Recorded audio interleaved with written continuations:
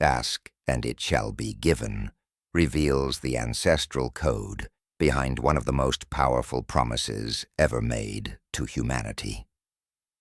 This audiobook unveils the hidden principles that separate those who receive abundantly from those who live in perpetual scarcity.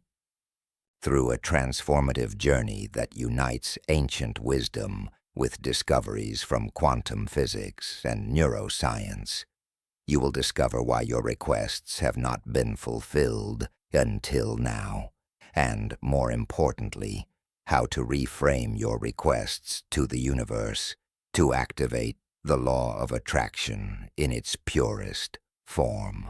Prepare to master the lost art of asking correctly, eliminating the invisible blocks that sabotage your manifestations and learning how to tune your vibrational frequency to what you wish to receive.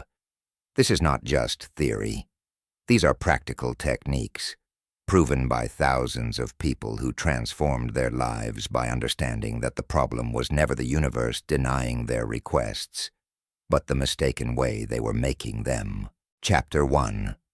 The Hidden Code Behind the Oldest Promise. There exists a promise so ancient, so universally repeated across cultures and religions, that we've become numb to its revolutionary power. Ask and it shall be given to you. 7 words that have echoed through temples, churches, mosques, and the minds of seekers for thousands of years. 7 words that contain the blueprint for manifesting anything you desire. Yet for most people, these words remain empty poetry, beautiful sentiment that produces no tangible results in their lives. The question that haunts millions is simple and devastating. Why does this promise work spectacularly for some while leaving others in perpetual disappointment? The answer will fundamentally reshape everything you thought you knew about prayer, manifestation, and your relationship with the universe. This is not about religion versus spirituality, nor is it about choosing between ancient wisdom and modern science. This is about understanding a cosmic mechanism that operates with the same reliability as gravity, regardless of whether you believe in it or not. The problem has never been that the promise is false. The problem is that we've been operating with an incomplete instruction manual, missing critical components that determine whether our requests get answered or disappear into the void. Consider for a moment the staggering implications of this promise. If it's truly universal law, then everything you lack right now, every unfulfilled dream, every moment of financial struggle, every failed relationship, every health challenge you face, exists not because the universe denied your request, but because you haven't yet learned how to ask properly. This might sound harsh, even offensive to someone who has spent years praying desperately for relief that never came. But stay with me, because understanding this truth is the doorway to everything changing. The first element that went missing in translation is the understanding of what asking actually means in the cosmic sense. We've reduced asking to begging, pleading, hoping, wishing upon stars, and crossing fingers. We ask from a place of lack, desperation, and doubt. We ask while simultaneously broadcasting the message that we don't really believe we'll receive. Imagine walking into a restaurant and saying to the waiter, "I'd really love a steak, but I probably won't get one. I never get what I want, and honestly, I don't deserve it anyway. But could you maybe, possibly, if it's not too much trouble, bring me a steak?" The waiter would be utterly confused about what you're actually requesting. Your words say one thing, but your energy says something completely different. True asking in the universal sense is a declaration, not a negotiation. It's placing an order with absolute certainty that it will be fulfilled, not because you're arrogant or entitled, but because you understand how the system works. When you order a book online, you don't spend the next week wondering if Amazon will send it. You don't pray that FedEx believes you deserve the package. You simply know it's coming because you understand the mechanism. You placed the order correctly, you provided payment, and now the fulfillment is a foregone conclusion. The universe operates on the same principle, but most people never learn how to place the order correctly. The second missing element is the recognition that asking is not separate from receiving. In fact, at the quantum level, they are the same event. The moment you truly ask, with proper understanding and alignment, you have already received. The physical manifestation is merely the universe catching up to what already exists in the quantum field of infinite possibilities. This is where ancient spiritual wisdom and cutting-edge quantum physics converge in a way that should shatter every limiting belief you've ever held about how reality works. Quantum physicists discovered something that mystics have known for millennia. Observation affects reality. The famous double-slit experiment revealed that particles behave differently when they're being observed versus when they're not. The act of measurement literally collapses infinite possibilities into one specific outcome. Your focused attention and expectation are doing the same thing every moment of your life. You're not a passive observer of a predetermined reality. You're an active participant collapsing quantum possibilities into physical experiences through the quality of your consciousness. When you ask for something while believing you don't have it, you're collapsing possibilities in favor of lack. When you ask while feeling desperate, you're selecting the frequency of desperation and getting more situations to feel desperate about. When you ask while worrying it won't happen, you're literally instructing the quantum field to show you more evidence that things don't work out for you. This isn't metaphysical mumbo-jumbo. This is observable, measurable physics playing out in your personal reality every single day. The third lost element, and perhaps the most crucial, is understanding the language the universe speaks. Spoiler alert, it's not English, Spanish, or any human language. The universe doesn't hear your words. It reads your vibration, your energetic frequency, your emotional state. You can chant affirmations for hours, visualize until your eyes hurt, make vision boards that cover every wall in your house. But if your dominant emotional frequency is fear, doubt, and unworthiness, that's what you're broadcasting to the universe. And that's what you'll receive reflected back to you. This is why two people can pray the same prayer, ask for the same thing, use identical words, and get completely opposite results. One is asking from a frequency of certainty and alignment, the other from desperation and lack. The words are irrelevant. The energetic signature is everything. Think of it like a radio. You can't tune your dial to 98.5 FM and expect to hear the station broadcasting on 101.3 FM. It doesn't matter how loudly you demand that 98.5 play the music from 101.3. You're on the wrong frequency. Until you adjust your dial, you'll never hear what you're looking for. Most people spend their entire lives tuned to the frequency of not having while asking for abundance. They're tuned to the frequency of loneliness while asking for love. They're tuned to the frequency of sickness while asking for health. And then they wonder why the promise seems broken, why God isn't listening, why the universe ignores them. The universe isn't ignoring anyone. It's responding with perfect precision to the frequency you're actually broadcasting, not the words you're speaking. Here's what makes this revelation both devastating and liberating. If your current reality is a perfect reflection of your past vibrational offerings, then changing your frequency changes everything. You're not a victim of circumstances, bad luck, or cosmic injustice. You're the creator of your experience, whether you've been doing it consciously or unconsciously. The power has always been yours. You've simply been using it to create by default, rather than by design.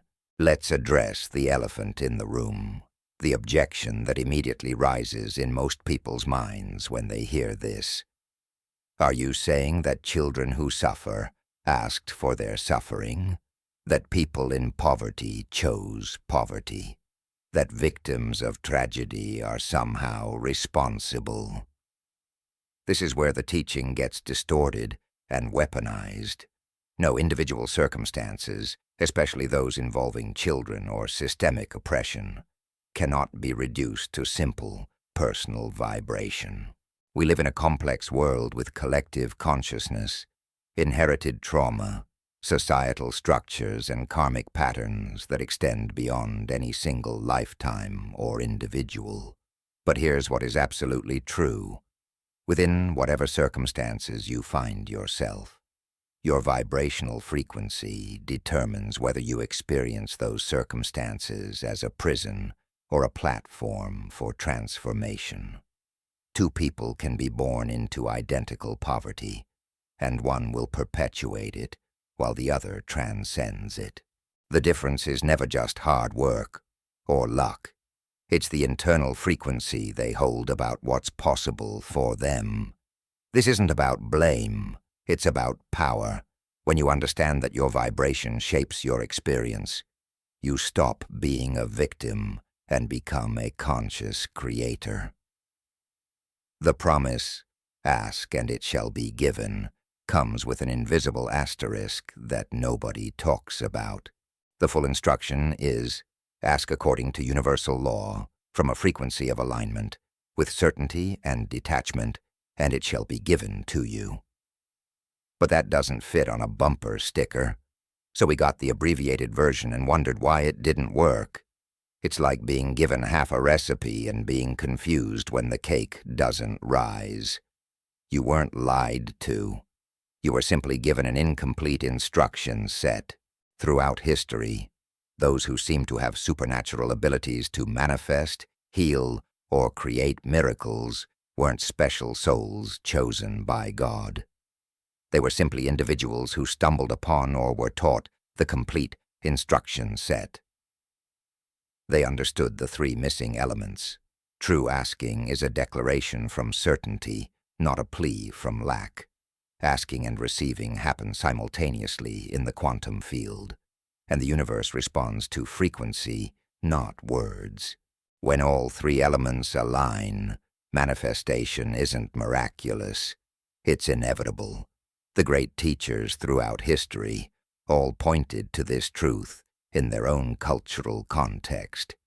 Jesus didn't say, "Beg and maybe you'll receive if you're worthy."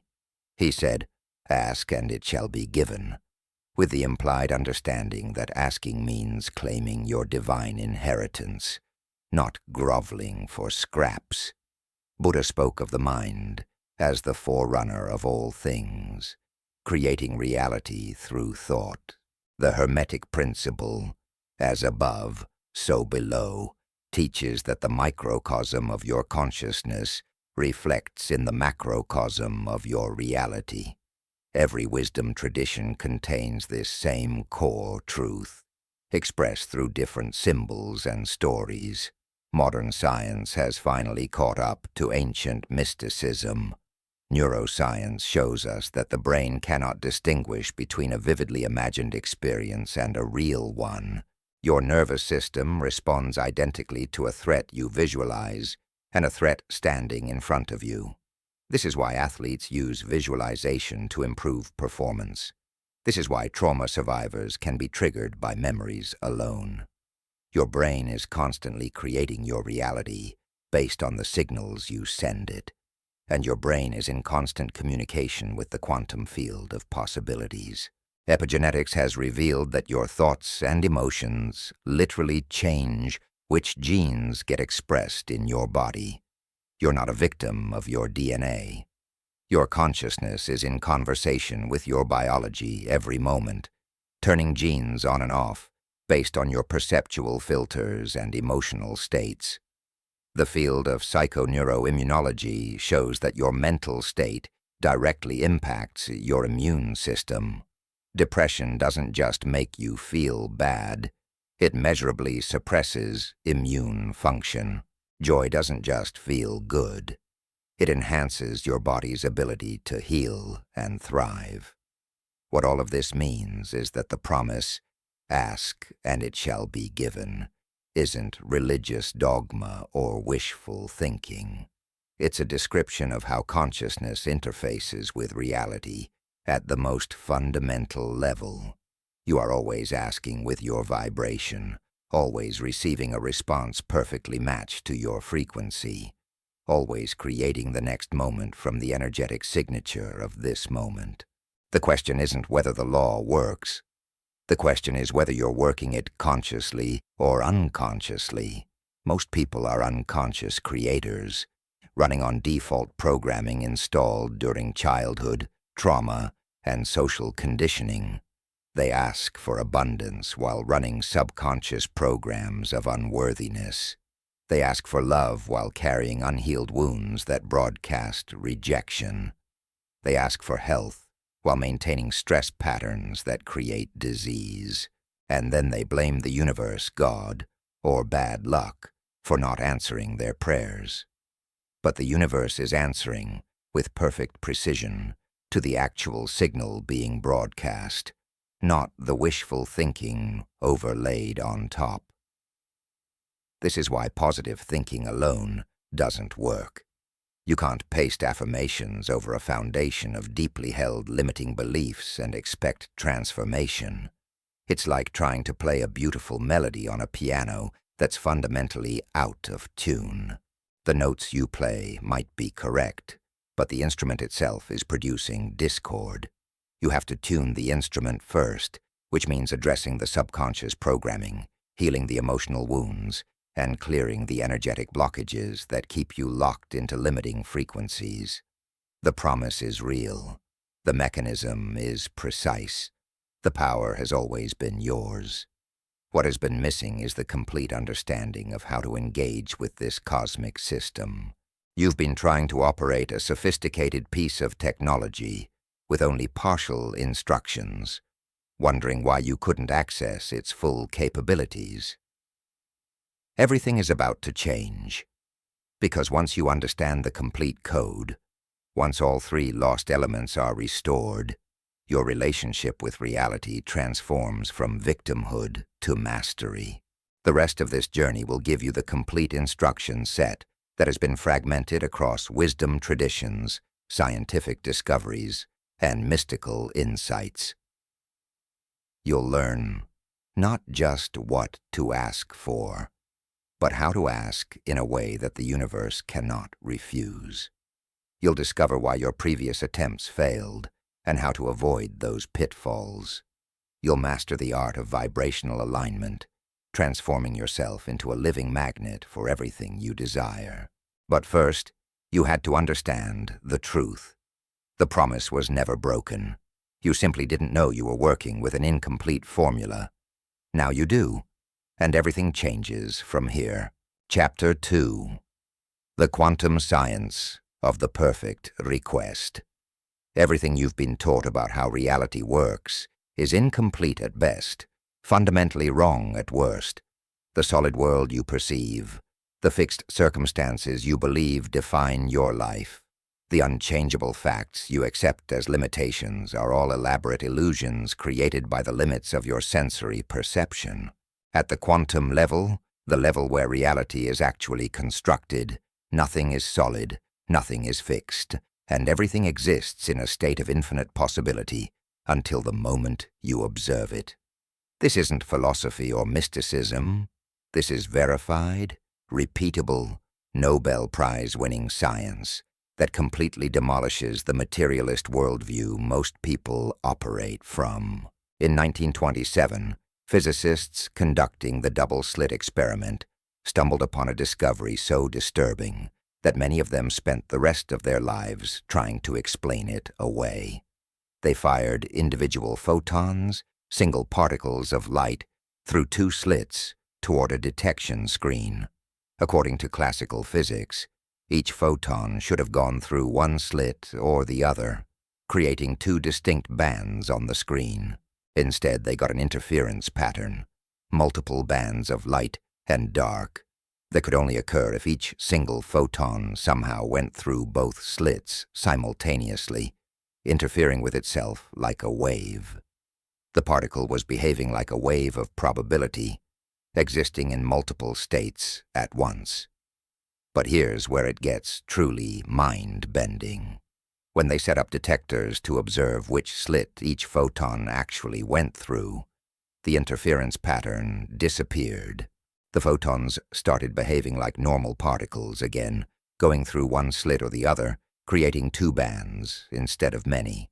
The act of observation literally changed the behavior of the particle. The photon existed in a superposition of all possible states until someone looked at it, at which point it collapsed into one specific state. The observer wasn't just passively watching reality unfold. The observer was actively participating in creating which reality manifested. Let that sink in for a moment, because the implications are staggering. At the fundamental level of reality, particles don't have definite properties until they're measured. An electron doesn't have a specific location, speed, or spin until you observe it. Before observation, it exists as a cloud of probability, a wave function containing all possible states simultaneously. Your act of looking, of measuring, of focusing attention collapses that wave function into one concrete outcome. You're not discovering what was already there. You're determining what will be there through the very act of observation. Now scale this up from electrons and photons to the reality you experience every day. If the building blocks of matter only take definite form when observed, and if everything in your physical reality is made of these building blocks, then your observation is constantly collapsing probability waves into the specific reality you experience. You're not living in a pre-existing, fixed universe. You're living in a responsive, malleable, quantum field that takes shape based on where and how you direct your attention and expectation. This is precisely what every mystical tradition has taught for thousands of years, expressed in the language of their time and culture. As a man thinketh in his heart, so is he. The kingdom of heaven is within you. Maya, the Hindu concept of illusion describing the material world as a projection of consciousness. These weren't poetic metaphors. They were accurate descriptions of quantum mechanics before we had the technology to prove it scientifically. The ancient sages understood through direct experience what modern physicists discovered through mathematics. Consciousness is the ground of all being, and the observer shapes the observed. When you make a request to the universe, you're not asking an external deity or impersonal force to change your circumstances. You're directing your consciousness to collapse specific probability waves in the quantum field. Every possible version of your life already exists in potential form. The you, with abundant wealth, perfect health, fulfilling relationships, and purposeful work, already exists as a probability in the field. So does the you with continued struggle, illness, loneliness, and frustration. Which version manifests into your lived experience depends entirely on which probability wave you're collapsing through your habitual observation, expectation, and emotional frequency. This is why your requests have failed up until now. You've been trying to change circumstances at the effect level, the material level where everything already appears solid and fixed. You've been pushing against physical reality, trying to rearrange the pieces on the board through force, manipulation, or desperate begging. But physical reality is the end result of quantum collapse, not the beginning. By the time something manifests physically, Millions of quantum decisions have already been made, waves have already collapsed, and the outcome is simply playing out in material form. To change your physical reality, you must go upstream to where reality is actually being created. The quantum level of consciousness, observation, and probability. This is where the perfect request operates. A perfect request isn't directed at changing what already is. It's directed at collapsing new probability waves, selecting different outcomes from the infinite field of potential before they manifest physically. You're not trying to transform lead into gold. You're selecting the timeline where gold already exists. Quantum physicists call this the many worlds interpretation or parallel universes, the idea that every possible outcome of every quantum event exists in its own branch of reality. Right now, there's a version of you living every possible variation of your life. One version made different career choices and achieved extraordinary success. Another version healed the relationship you've been struggling with.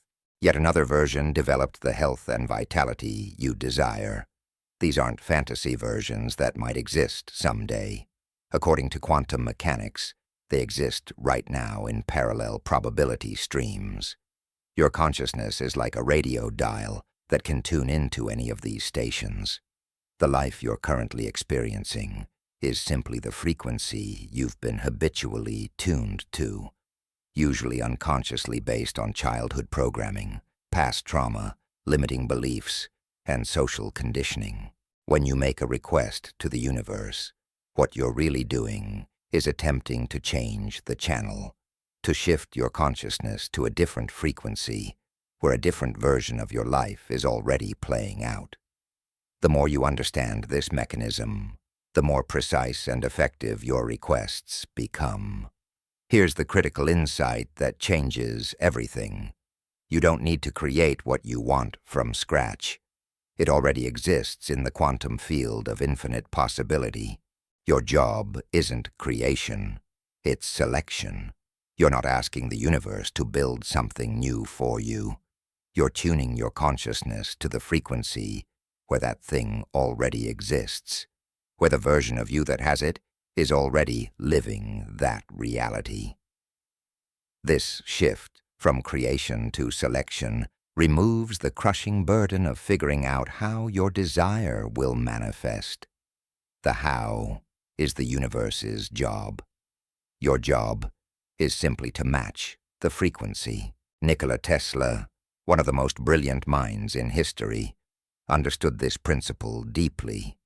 He said, "If you want to find the secrets of the universe, think in terms of energy, frequency, and vibration. Everything in existence, from the chair you're sitting on to the thoughts in your head, is energy vibrating at different frequencies. Physical matter is simply energy vibrating slowly enough to appear solid to our limited senses.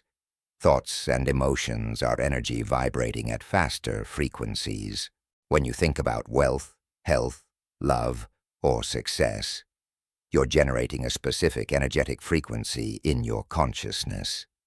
The universe operates like a matching service, constantly bringing you experiences that match your dominant frequency. If your dominant frequency is fear, the universe delivers circumstances that generate more fear. If your frequency is gratitude, you receive more to be grateful for. If your frequency is lack, you get more evidence of insufficiency. This isn't punishment or reward. It's pure physics playing out in your personal reality.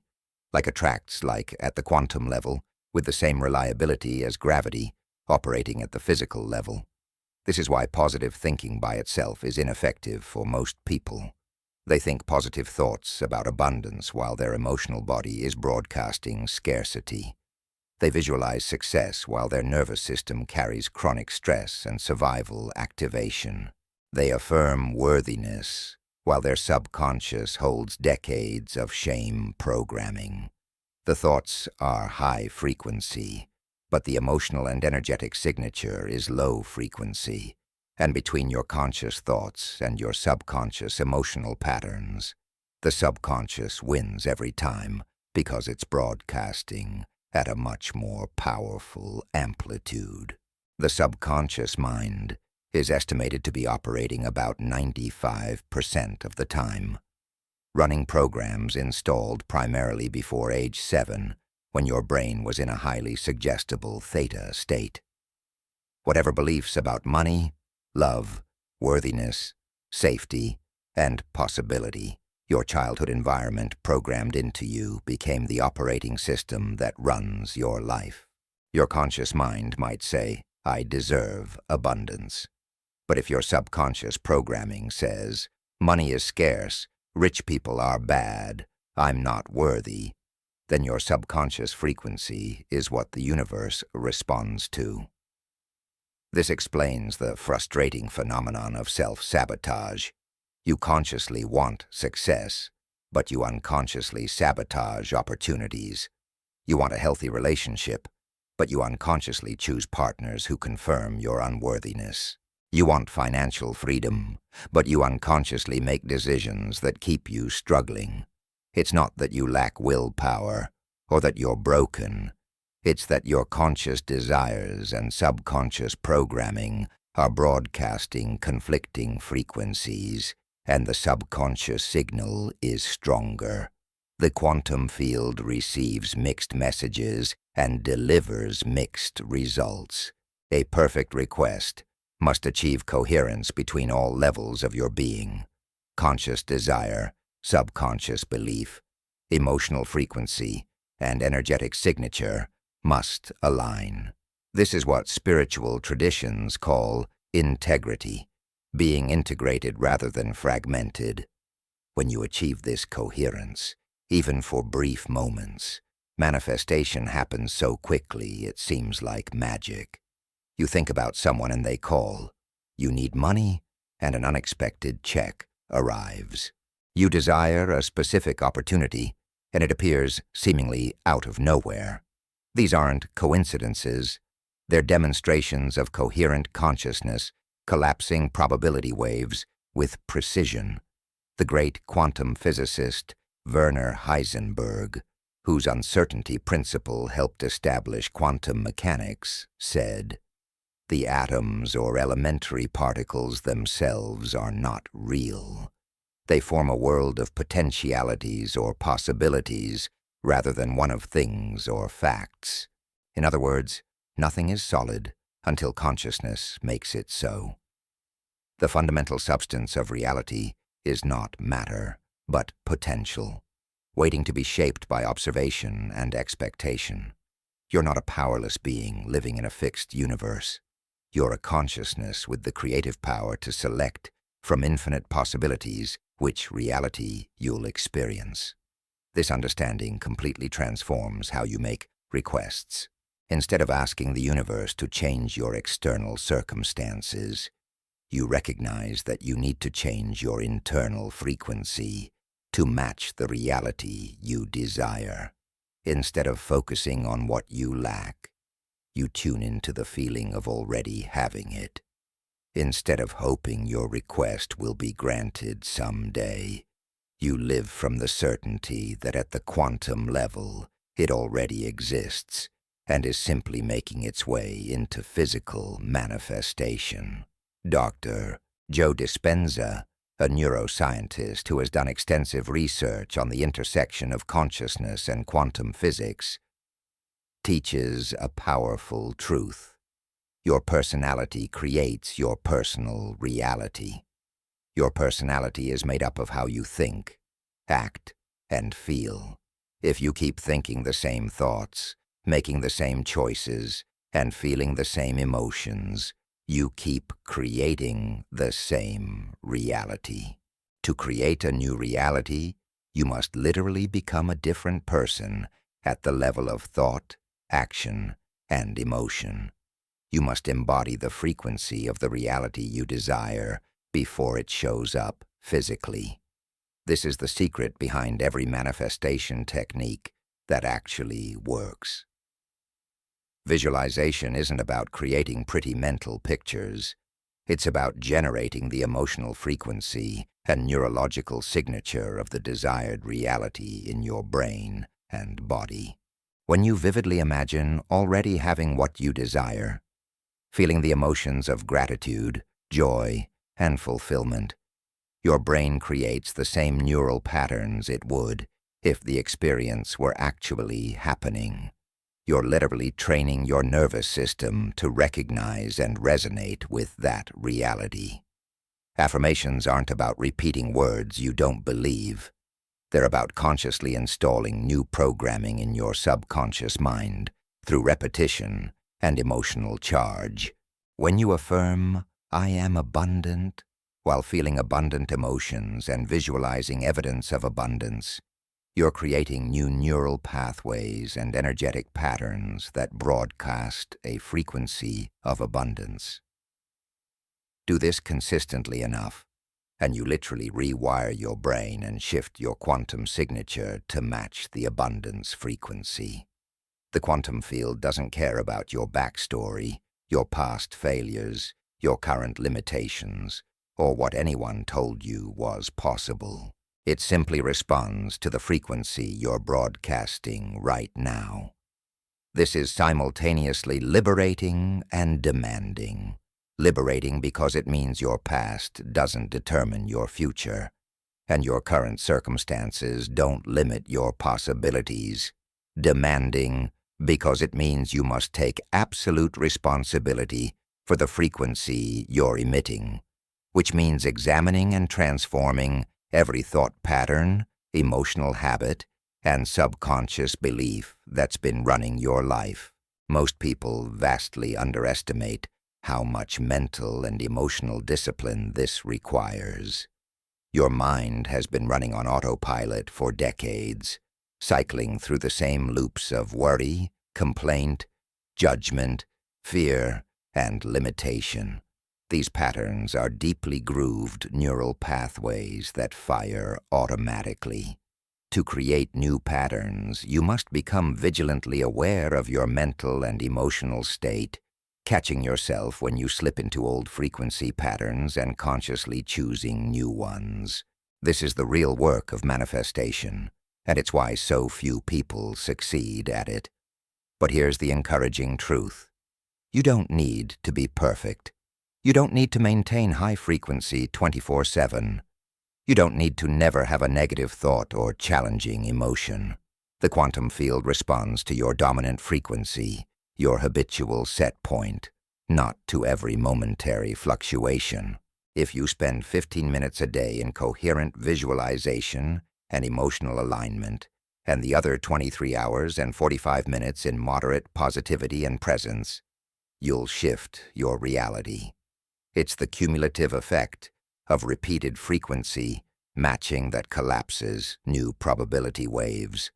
Think of it like training for a marathon. You don't need to run 26 miles every day. You need consistent practice that gradually builds your capacity. Some days you'll run further, some days shorter. Some days you'll feel strong, some days you'll struggle. But if you show up consistently and put in the work, your body transforms and eventually you can run the marathon. Manifesting desired reality works the same way. Daily practice of frequency alignment, even in small doses, compounds over time until you achieve the vibrational fitness to sustain the reality you desire. The placebo effect demonstrates this principle perfectly. In clinical trials, patients given sugar pills with no active ingredients often experience real healing, sometimes matching or exceeding the results of the actual medication. How is this possible? The patient's belief and expectation that they're receiving medicine creates a physiological response in their body. Their consciousness, convinced that healing is happening, instructs their biology to heal. The quantum field of their body responds to the frequency of their belief, collapsing probability waves in favor of healing outcomes. What the placebo effect proves is that belief is a measurable, potent force that shapes biological reality. If belief alone can trigger genuine healing in your physical body, what else can it do? Can it attract financial opportunities? Can it magnetize compatible relationships? Can it open doors that appeared locked? The answer from both quantum physics and lived experience is an unequivocal yes. The only difference between healing your body and transforming your circumstances is the target of your belief, not the mechanism itself. This is why the instruction to have faith appears in every spiritual tradition. Faith isn't blind belief in something you hope is true. Faith is the quantum frequency of certainty, the energetic signature that tells the field you already have what you desire. When Jesus said, "Whatever you ask for in prayer, believe that you have received it, and it will be yours," he was giving precise instructions for quantum manifestation. Believe you have received, present tense, not future tense. This generates the frequency of having, which collapses probability waves in favor of having. The future you're hoping for doesn't exist. Only the present moment exists at the quantum level. Every time you say, "I will be abundant," you're pushing abundance into a perpetual future that never arrives because you're always in the now. But when you say and feel, "I am abundant," even before physical evidence appears, you're broadcasting the frequency of abundance in the present moment. And the quantum field must respond by bringing you circumstances that match that frequency. The shift from future hoping to present being is perhaps the single most important adjustment you can make in how you formulate requests. Language matters because language shapes thought. Thought generates emotion, and emotion broadcasts frequency. "I want" emphasizes lack, the gap between what you have and what you desire. "I need" broadcasts desperation. "I hope" transmits doubt. "I wish" implies impossibility. Every one of these formulations tells the quantum field that you currently don't have what you're asking for, and that lack frequency is what gets amplified and returned to you. The perfect request is stated as present reality. I am, I have, I experience, I live in, I embody. This is the language of the quantum creator. Understanding quantum mechanics doesn't mean you need to learn complex mathematics or physics equations. You simply need to internalize this core truth. Consciousness collapses probability waves, observation determines outcome, and your dominant frequency selects which parallel reality you experience. Armed with this understanding, your requests stop being desperate, pleas hurled into the void, and become precise instructions for quantum selection. You're not asking for something to be created. You're tuning your dial to the station where it already exists, matching your frequency to the reality you choose to experience. The universe is not a vending machine where you insert prayer and receive goods. It's a responsive, intelligent quantum field that reflects back to you the frequency you consistently broadcast. It's a mirror, not a genie. And that's actually better news than having a genie, because once you understand how the mirror works, you have infinite, creative power. You're not dependent on whether the genie is in a good mood, or if you said the magic words correctly. You simply need to become the frequency of what you desire, and the mirror has no choice but to reflect that back to you. This is the quantum science of the perfect request, and it puts the power exactly where it's always been, in your consciousness, waiting for you to use it deliberately. Chapter 3. The 7 Fatal Errors That Cancel Your Requests. There's a reason your prayers haven't been answered. There's a reason your affirmations feel hollow. There's a reason you've tried manifestation techniques that worked for others but left you with nothing but disappointment. You're not broken, cursed, or cosmically unlucky. You're simply making one or more of 7 specific errors that instantly neutralize even the most well-intentioned requests. These aren't minor mistakes you can compensate for with extra effort or intensity. These are fundamental violations of how the quantum field operates, and they guarantee failure regardless of how desperately you want success or how many hours you spend visualizing, praying, or affirming. The good news is that once you identify which errors you're making, you can correct them immediately. Unlike transforming deep subconscious programming or healing decades of trauma, which takes time and dedication, stopping these errors is something you can do right now, in this moment. But first, you need to see them clearly, understand why they're so destructive, and recognize when you're falling into these traps. Most people commit multiple errors simultaneously without ever realizing it, then wonder why the promise, "Ask and it shall be given," seems like a cruel joke rather than a reliable law. The first fatal error, and perhaps the most common, is asking from a state of desperation. Desperation feels like intensity of desire, and many people mistake it for the kind of passionate wanting that fuels manifestation. But desperation and desire are not the same thing. Desire is a clear preference paired with positive expectation. Desperation is need, mixed with the terror of not receiving. When you're desperate, your entire energetic signature screams, "I don't have this, I might never have this, and I'm in pain because of its absence." That's the frequency the universe receives and matches. Think about desperation in the context of human relationships. When someone approaches you with desperate neediness, constantly seeking validation, reassurance, and attention, what happens? You instinctively pull away. The desperation itself becomes repellent. It creates an energy of lack that's uncomfortable to be around.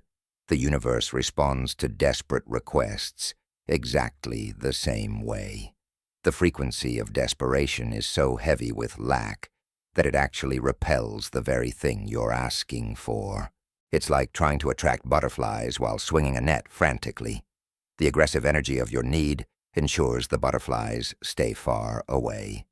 When you ask for money from desperation, you're simultaneously affirming that you lack money, that money is hard to get, and that without it, you're in crisis.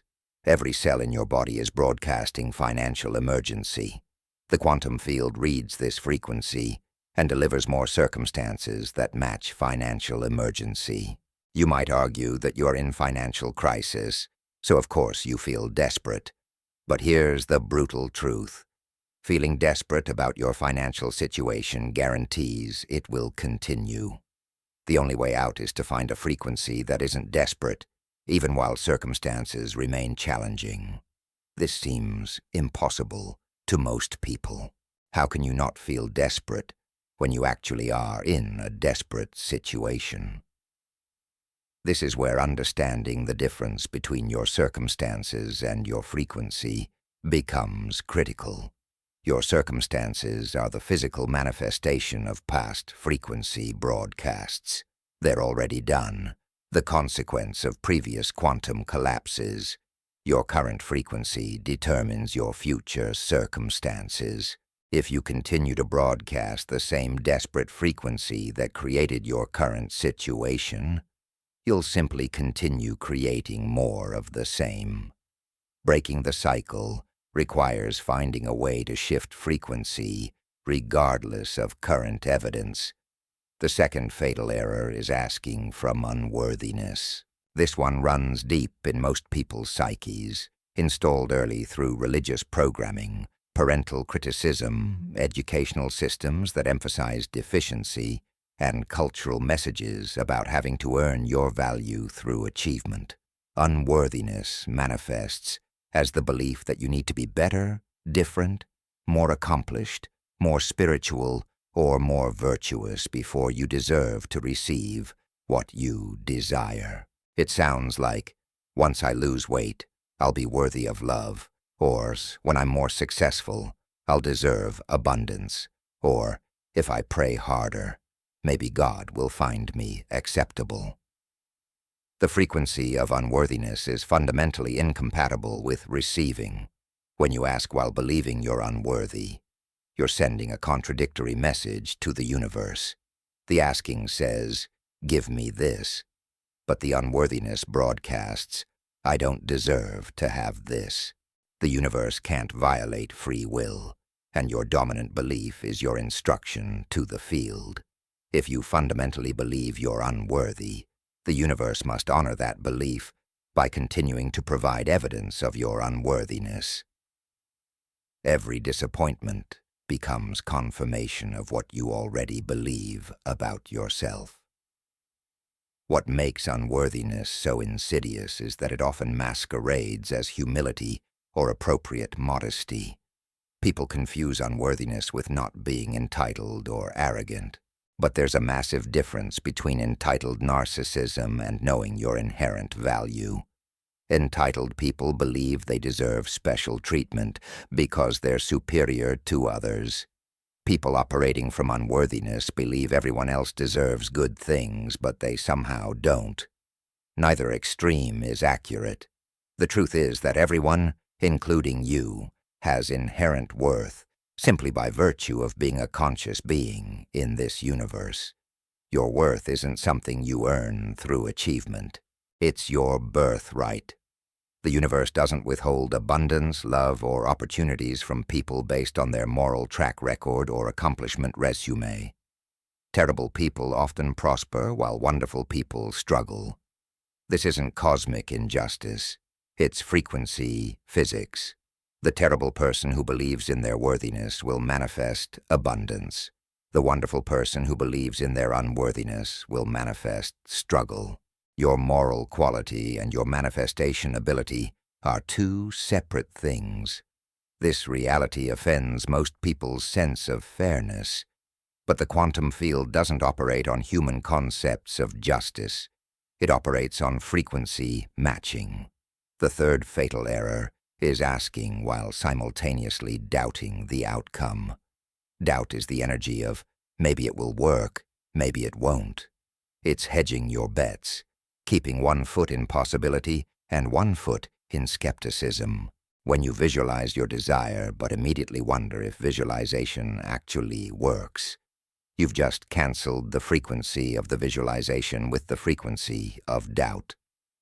When you pray for healing but question whether God really answers prayers, you're broadcasting prayer and anti-prayer simultaneously. The result is neutralization, like mixing acid and base and getting salt water. Doubt feels like intellectual honesty to most people. They don't want to be naive or blindly believing in something that might not be true. So they hold their belief tentatively, ready to withdraw it if evidence doesn't support it. But this protective skepticism guarantees you'll never get evidence that supports it, because tentative belief generates tentative manifestation at best. The quantum field responds to certainty. It collapses probability waves based on expectation. If your expectation is maybe, the field gives you maybe, which in physical reality shows up as partial results, near misses, and situations that almost work out, but ultimately don't. Faith isn't believing despite lack of evidence. Faith is being certain before evidence appears because you understand the mechanism. When you mail a letter, you have faith it will arrive, not because you're naive, but because you understand how postal systems work. You don't spend the next week wondering if postal workers are real or if trucks actually drive to other cities. You know the mechanism, so you have certainty about the outcome. The same principle applies to manifestation.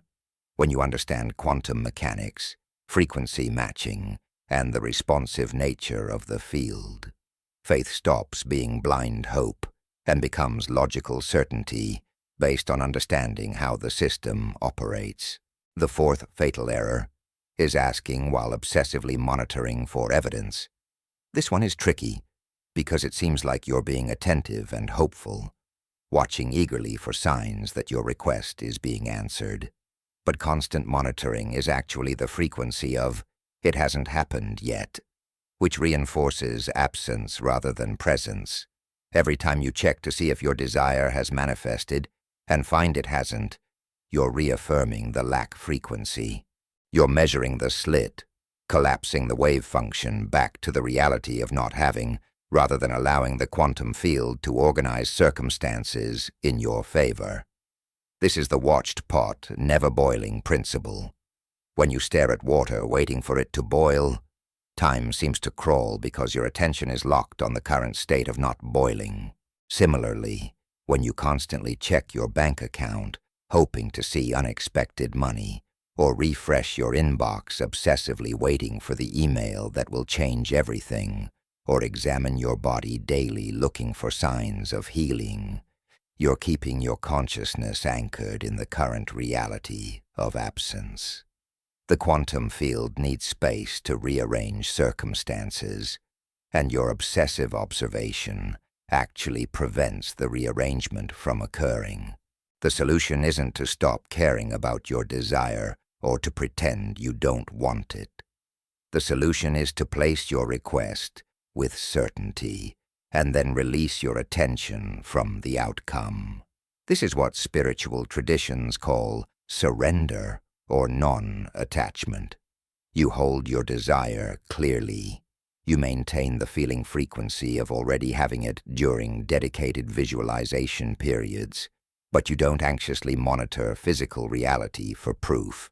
You trust the mechanism and go about your life with relaxed expectation rather than desperate vigilance. The fifth fatal error is setting rigid timelines and specific pathways for how your desire must manifest.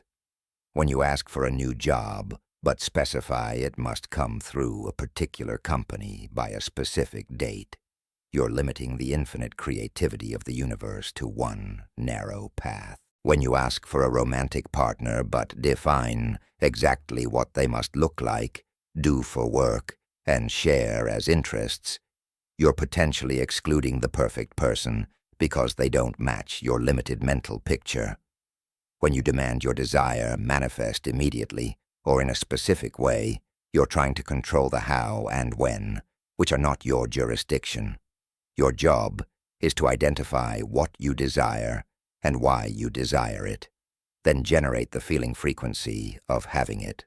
The universe's job is to arrange circumstances, synchronicities, opportunities, and encounters in ways your limited perspective could never orchestrate. The universe has access to infinite data about every person, event, and possibility on the planet. It can see connections and pathways you could never imagine. When you insist on a specific route, you're overriding universal intelligence with human ego, and you'll miss the perfect opportunities that don't match your narrow expectations. This doesn't mean you can't have preferences about how things unfold. You can prefer a job in a certain field or a partner with specific qualities. The error is in rigid attachment to those preferences becoming requirements. The perfect phrasing is this or something better after every request.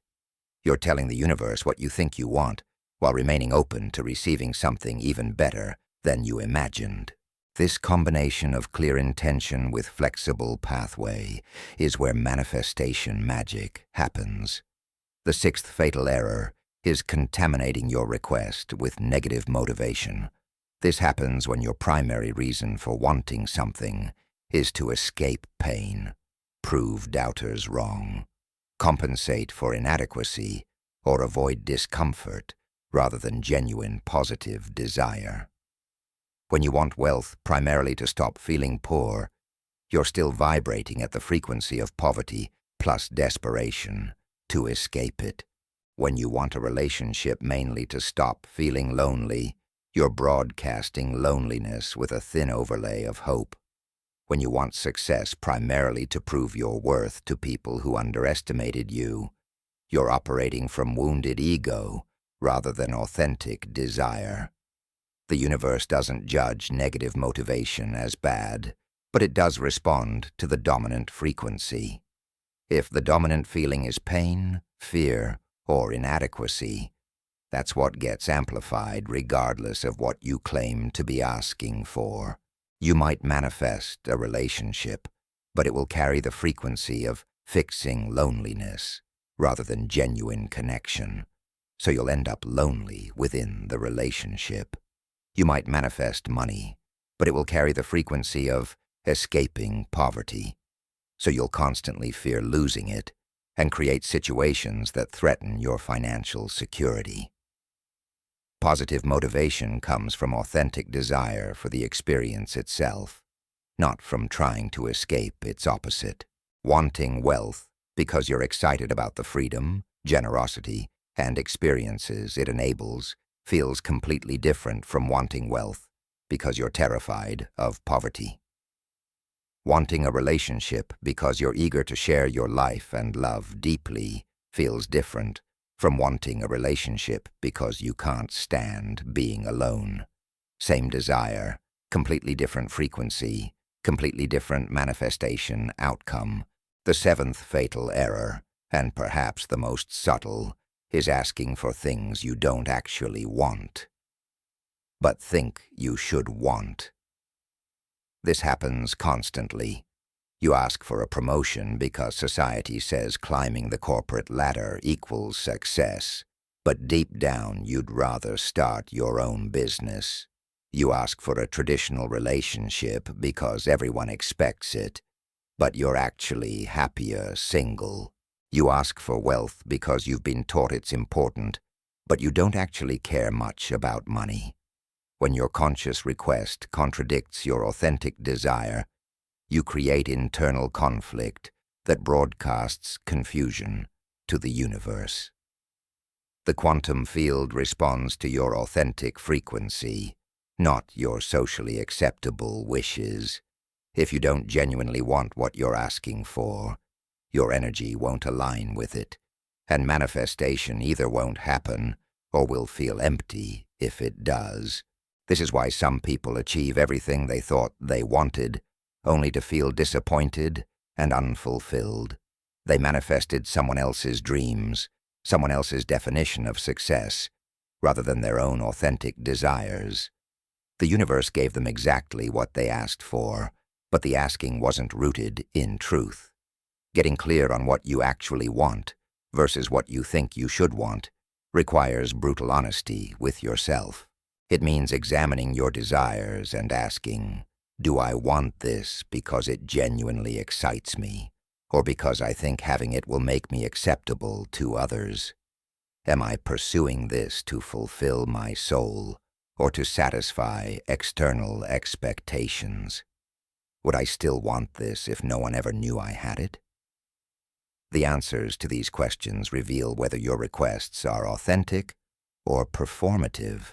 Every one of these 7 errors stems from the same root, asking from the wrong frequency, usually the frequency of lack, fear, or separation, rather than abundance, love, and connection. The errors are symptoms of misunderstanding your relationship with the universe. When you see the universe as a separate entity that might grant or deny your requests based on worthiness, proper behavior, or mysterious whims, you naturally fall into desperate asking, doubtful asking, and asking contaminated by unworthiness. But when you understand that you and the universe are not separate, that consciousness is the fundamental substance of reality, and you're an individuated expression of universal consciousness, everything changes. You're not begging an external force for favors. You're directing the creative power of consciousness that you are. Your requests aren't pleas, they're commands. Not commands from ego demanding the universe serve you, but commands from aligned consciousness directing quantum probability towards specific outcomes. Correcting these 7 errors isn't about perfection. You'll still occasionally slip into desperation, doubt, or unworthiness. The goal isn't to never make mistakes, but to catch yourself quickly when you do, and consciously redirect to the correct frequency. The moment you notice you're asking from desperation, pause and find a way to ask from desire instead. When you catch yourself doubting, consciously choose certainty by remembering the mechanism. When unworthiness surfaces, remind yourself that worth isn't earned, it simply is. Think of these corrections as developing a new skill. At first, you'll make lots of mistakes and need constant conscious attention to do it right. But with practice, the correct approach becomes more natural, until eventually it's your default rather than something you have to think about. You're retraining your entire approach to desire, requesting and manifesting. Like any retraining, it requires patience, consistency, and self-compassion when you slip back into old patterns. The most powerful practice is to examine your past requests that didn't manifest and identify which errors you were making. This isn't about judgment or self-criticism. It's about learning to recognize the frequency signature of each error so you can spot it in real time. When you wanted the promotion but didn't get it, were you asking from unworthiness, believing you needed to prove yourself worthy? When you desired the relationship but it never materialized, were you asking from desperate loneliness rather than authentic desire to share love? When you sought financial breakthrough but stayed stuck, were you obsessively monitoring your bank account, reinforcing the lack? Most people who fail at manifestation are making multiple errors simultaneously, creating a perfect storm of contradictory frequencies that cancel each other out. They ask from desperation, while doubting it will work, while monitoring obsessively for evidence, while feeling unworthy, while demanding a specific timeline. Then they conclude that manifestation doesn't work. The promise was false, and they're just unlucky. But the promise isn't false. The mechanism works with perfect reliability. They simply violated all the operating principles at once. Here's the liberating truth. You don't need to wait until you've completely healed all your wounds, transformed all your limiting beliefs, and achieved perfect mastery over your thoughts and emotions to have your requests answered. You simply need to stop making these 7 errors during the moments you're actively making requests. You can have messy emotions, unresolved trauma, and imperfect consciousness the other 99% of the time. But in the focused moments when you're making your request, placing your order with the universe, collapsing quantum probability waves toward your desire, you must be clean of these errors. This means your manifestation practice might be just 15 minutes a day of clear, clean, aligned requesting, free from desperation, unworthiness, doubt, obsessive monitoring, rigid control, negative motivation, and inauthentic desire. Those 15 minutes of correct frequency will do more to shift your reality than 10 hours of desperate praying, fearful visualizing, and doubtful affirming. Quality of frequency matters infinitely more than quantity of time spent. The 7 fatal errors are the invisible assassins of manifestation, the silent killers of dreams that operate undetected in most people's approach to creating their reality. Now that you see them clearly, you have the power to eliminate them. Not someday when you're more evolved or healed, but right now, in your very next request. The universe is waiting to respond to a clean signal.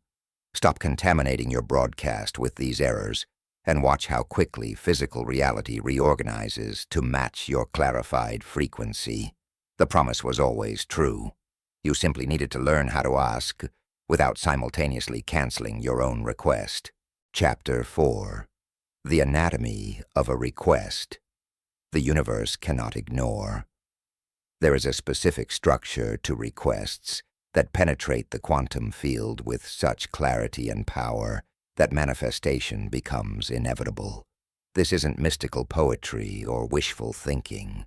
This is a precise formula that accounts for how consciousness interacts with probability waves, how language shapes thought, how emotion broadcasts frequency, and how expectation collapses quantum potential into physical reality. When all elements align correctly, your request doesn't just reach the universe. It commands the field to reorganize itself around your declared intention. This chapter will give you the exact architecture of unstoppable manifestation. The foundation of any powerful request is absolute clarity about what you actually want. This seems obvious, yet most people have never truly defined their desires with precision. They want more money without specifying how much or why. They want a better relationship without clarifying what better means to them. They want to be happy without identifying what experiences create happiness for them.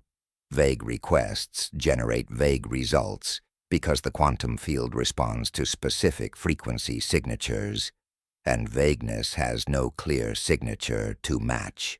Clarity begins with interrogating your desire until you reach its essence. If you want more money, how much specifically? Not as much as possible, but an actual number that feels both exciting and believable to your current consciousness. If you want a relationship, what qualities matter most? Not a list of 50 superficial preferences, but the core 3 to 5 attributes that would make the relationship genuinely fulfilling. If you want better health, what does that look like in practical terms? The ability to hike without pain, energy to play with your children, freedom from medication. Get specific enough that you could recognize your desire if it showed up tomorrow. But clarity isn't just about details. It's about understanding the feeling you're actually seeking. Most desires are proxies for feelings. You don't actually want $1 million. You want the feeling of freedom, security, or validation you believe $1 million will provide. You don't actually want the relationship. You want the feeling of being loved, seen, and connected. You don't actually want the new car. You want the feeling of success, status, or joy you associate with it. When you identify the core feeling underneath the surface desire, you unlock a powerful shortcut to manifestation. Here's why this matters. The universe can deliver the feeling you seek through infinite pathways, not just the specific form you've imagined. When you request the feeling directly while remaining open to the form it takes, you exponentially increase manifestation speed and possibility. You might get the $1 million, or you might get a lifestyle that provides the same freedom with less money. You might get the romantic relationship, or you might discover connection and love through deep friendship or community. The universe always delivers the most elegant solution, which isn't always the form your limited perspective imagined. Once you have clarity about both the specific form and the underlying feeling, the next element is stating your request in present tense, as already accomplished. This is non-negotiable. The quantum field exists only in the eternal now. Past and future are human constructs that help organize experience, but at the fundamental level of reality, there is only this moment. When you say, "I will be abundant," you're placing abundance in a future that never arrives because you're always in the present. When you say, "I want to be healthy," you're affirming the current state of not being healthy. But when you say, "I am abundant," or "I am healthy," you're collapsing probability waves in favor of that present reality. This feels like lying to yourself at first. Your logical mind protests. "But I'm not abundant right now. I have bills I can't pay." Your rational brain insists, "I'm not healthy. I have diagnosed conditions." Here's where you must understand the difference between current physical manifestation and quantum truth. At the quantum level, the abundant version of you exists. The healthy version of you exists. They're not future possibilities. They're present probabilities waiting to be selected. When you claim, "I am abundant," while your bank account says otherwise, you're not denying current circumstances. You're choosing which probability wave to collapse by selecting the frequency of abundance over the frequency of lack. The third element is embedding your request with genuine emotion. Words without emotional charge are powerless because emotion is the language the universe actually speaks. You can repeat affirmations mechanically for hours and produce zero results if there's no feeling behind the words.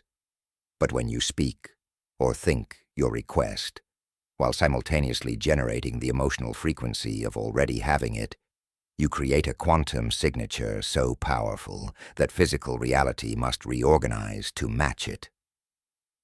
This is where most manifestation teachings fail. They tell you to visualize and affirm, but they don't teach you how to generate authentic emotion on command. You can't fake this.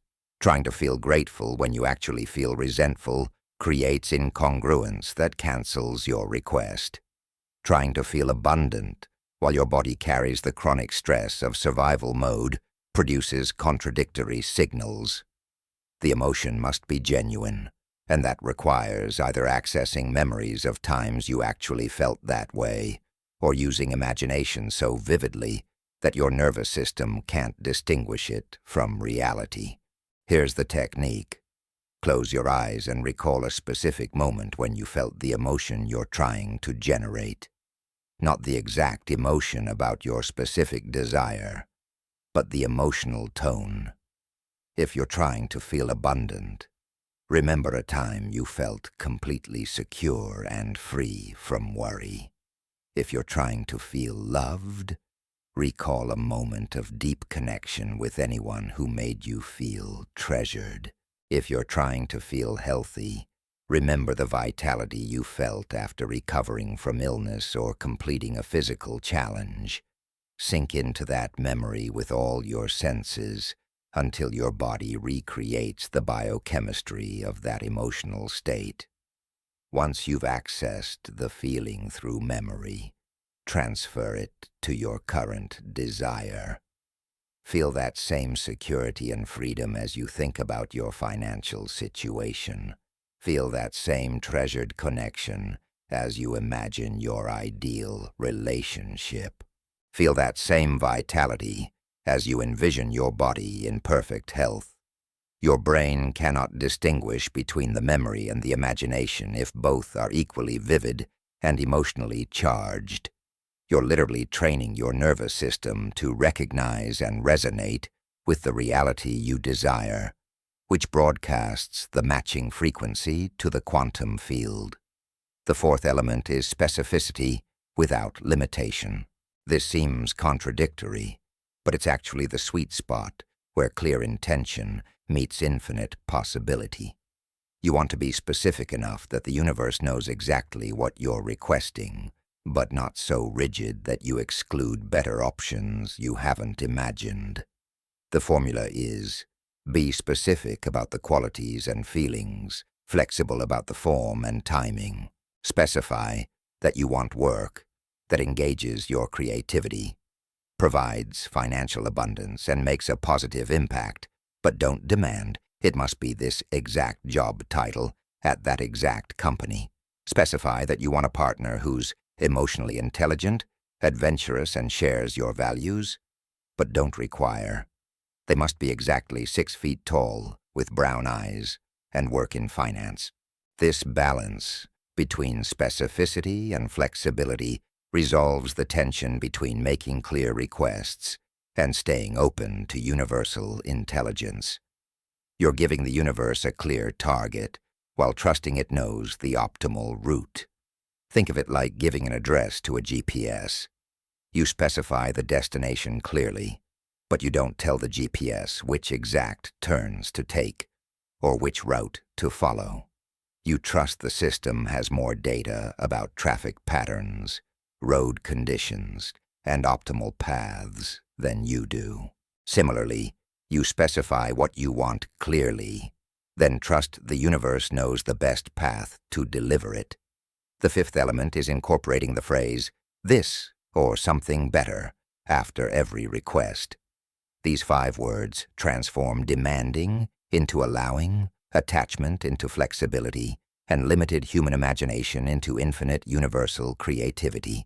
When you say, "I am in my dream home, this or something better," you're affirming your desire while remaining open to the possibility that the universe has something even more perfect for you than the home you've imagined.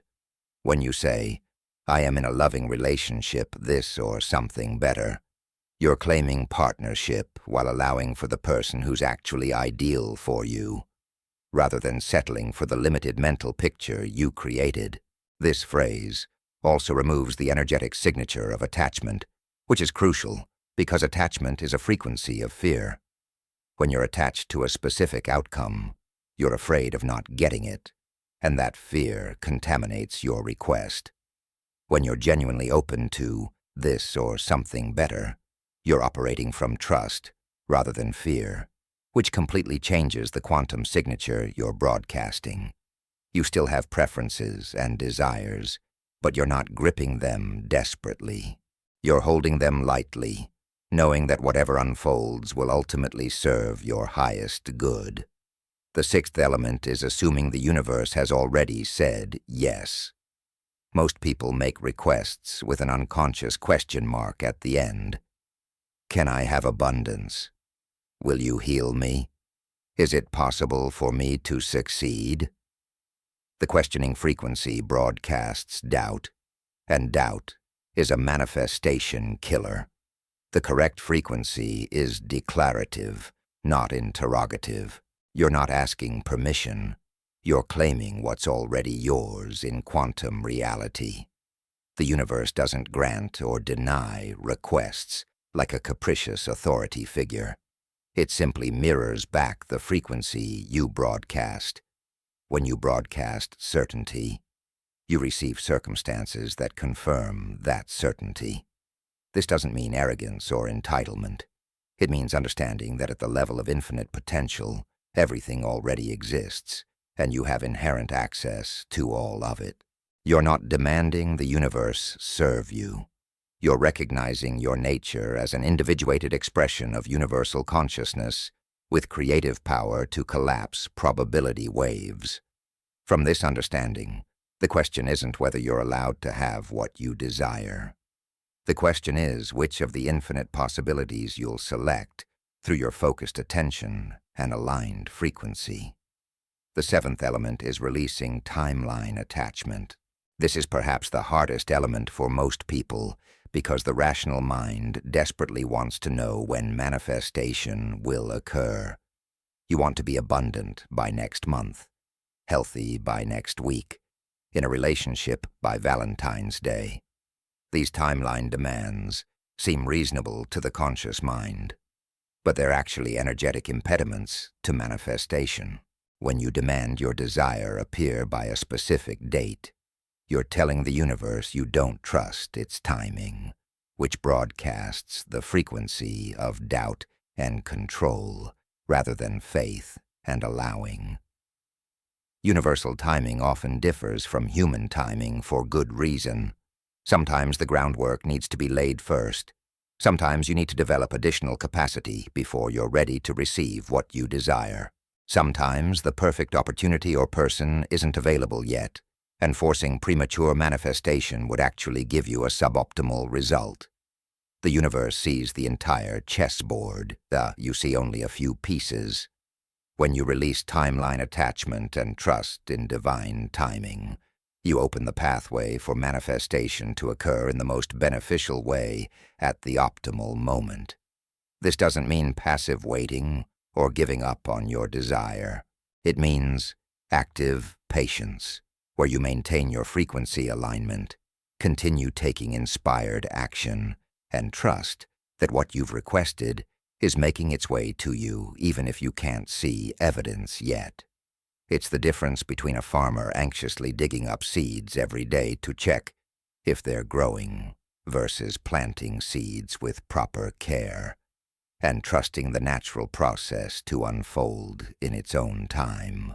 Your job is to plant the seed properly through correct requesting, maintain optimal conditions through frequency alignment, and allow the gestation period required for physical manifestation. The eighth element is gratitude, as if already received. This is different from future gratitude or hopeful gratitude. This is present tense, embodied gratitude for what already exists in quantum reality, even if it hasn't manifested physically yet. When you feel genuine appreciation for the abundance, health, love, or success you've claimed, you're generating the exact frequency of having it. Gratitude is the emotional signature of possession, of having received, of being blessed with what you desired. When you can authentically feel grateful before seeing physical evidence, you've achieved the frequency that guarantees manifestation. The challenge is generating authentic gratitude for something you can't see, touch, or experience physically yet. This is where the distinction between circumstances and frequency becomes crucial once again. You're not grateful for your current circumstances if they're undesirable. You're grateful for the quantum reality you've selected through your request. You're grateful that at the level of infinite possibility, your desire already exists. You're grateful that the universe is already reorganizing to deliver it. You're grateful for the manifestation process itself, trusting it's working even when invisible to your physical senses. Practice gratitude by listing specific aspects of your desire as if you already possess them. If you've requested financial abundance, list what you're grateful for. I'm grateful for the freedom to make choices without financial stress. I'm grateful for the ability to be generous. I'm grateful for the security of knowing my needs are met. Feel into each statement until you generate genuine appreciation. If you've requested healing, express gratitude for your body's wisdom, for the energy returning to your system, for the pain diminishing, for the vitality flowing through you. Make it specific and present tense, and feel the gratitude as real as if you were appreciating a gift already in your hands. The ninth element is regular recommitment to your request without desperate repetition. There's a balance between staying focused on your desire and obsessing over it. You want to reinforce your request regularly, typically through daily practice of visualization, affirmation, and emotional alignment, but you don't want to beg the universe repeatedly from a place of, "It hasn't happened yet." Each time you return to your request, you're not starting over or trying to convince the universe. You're simply tuning your frequency again, like tuning a radio to ensure you stay on the right station. Think of this like programming a destination into GPS and periodically checking to ensure you're still en route. You're not questioning whether the GPS heard you the first time. You're maintaining alignment with the direction you've chosen. Your daily manifestation practice isn't about making your request louder or more convincing. It's about keeping your consciousness aligned with the frequency of your desire, correcting when you drift toward doubt or unworthiness, and reinforcing the neural pathways associated with already having what you've claimed. The ideal structure for this is a dedicated practice period each day, perhaps 15-30 minutes, where you clearly state your request in present tense, generate the associated emotions, visualize the reality of already having it, express gratitude, and consciously embody the frequency. Then you release it for the rest of the day and go about your life. taking inspired action when opportunities arise but not anxiously monitoring for evidence. This creates a rhythm of focused alignment, followed by relaxed allowing, which is the optimal pattern for manifestation. The 10th and final element is taking aligned action when opportunities appear. The universe will arrange circumstances, synchronicities, and opportunities in your favor, but you must recognize and act on them. Manifestation isn't passive wishing where things magically appear with zero participation from you. It's a co-creative process where you hold the frequency and take the actions that naturally arise from that frequency. When an opportunity aligns with your desire, you'll feel it as a resonant pull, an inner knowing that this is part of your manifestation unfolding. Trust that feeling and move toward it. The key is distinguishing between aligned action and forced action.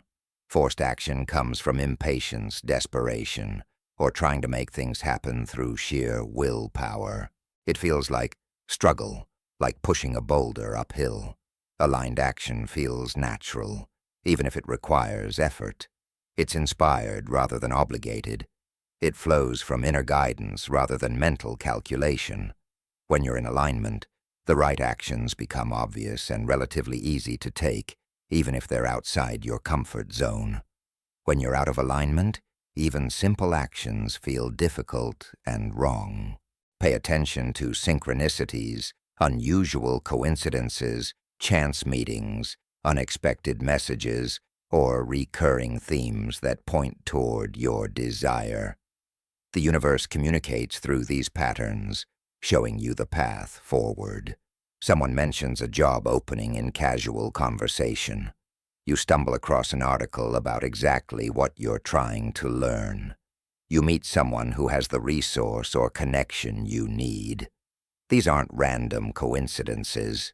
They're the universe responding to your request by arranging your reality to support manifestation.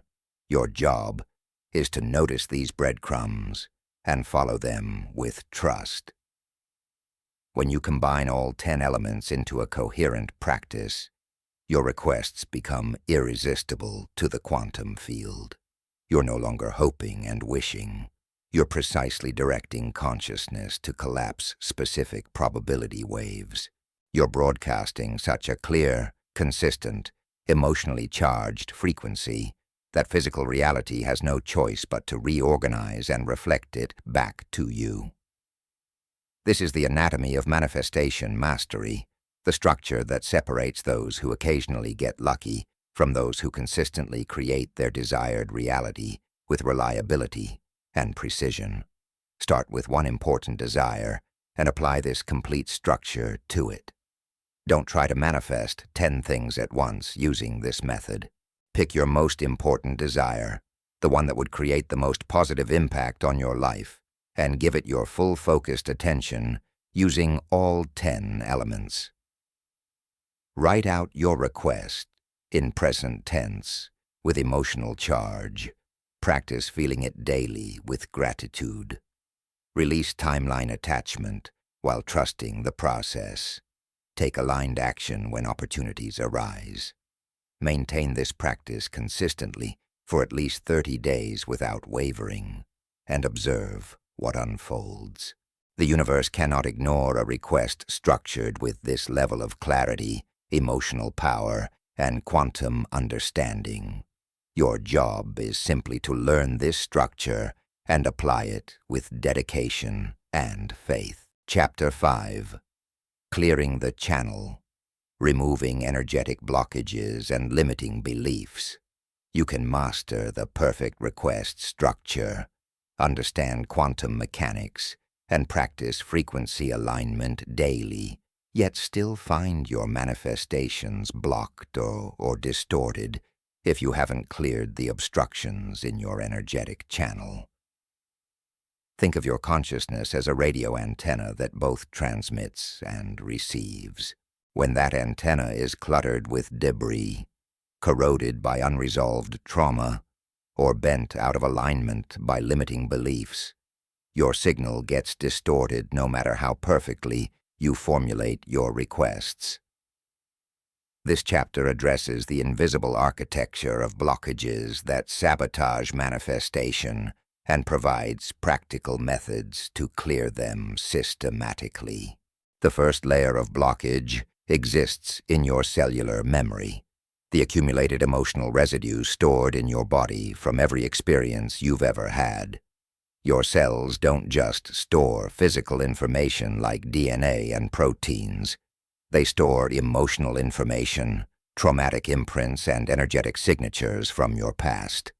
When you experienced rejection as a child, your cells recorded not just the memory, but the feeling frequency of rejection. When you suffered financial crisis, your cells encoded the terror and powerlessness.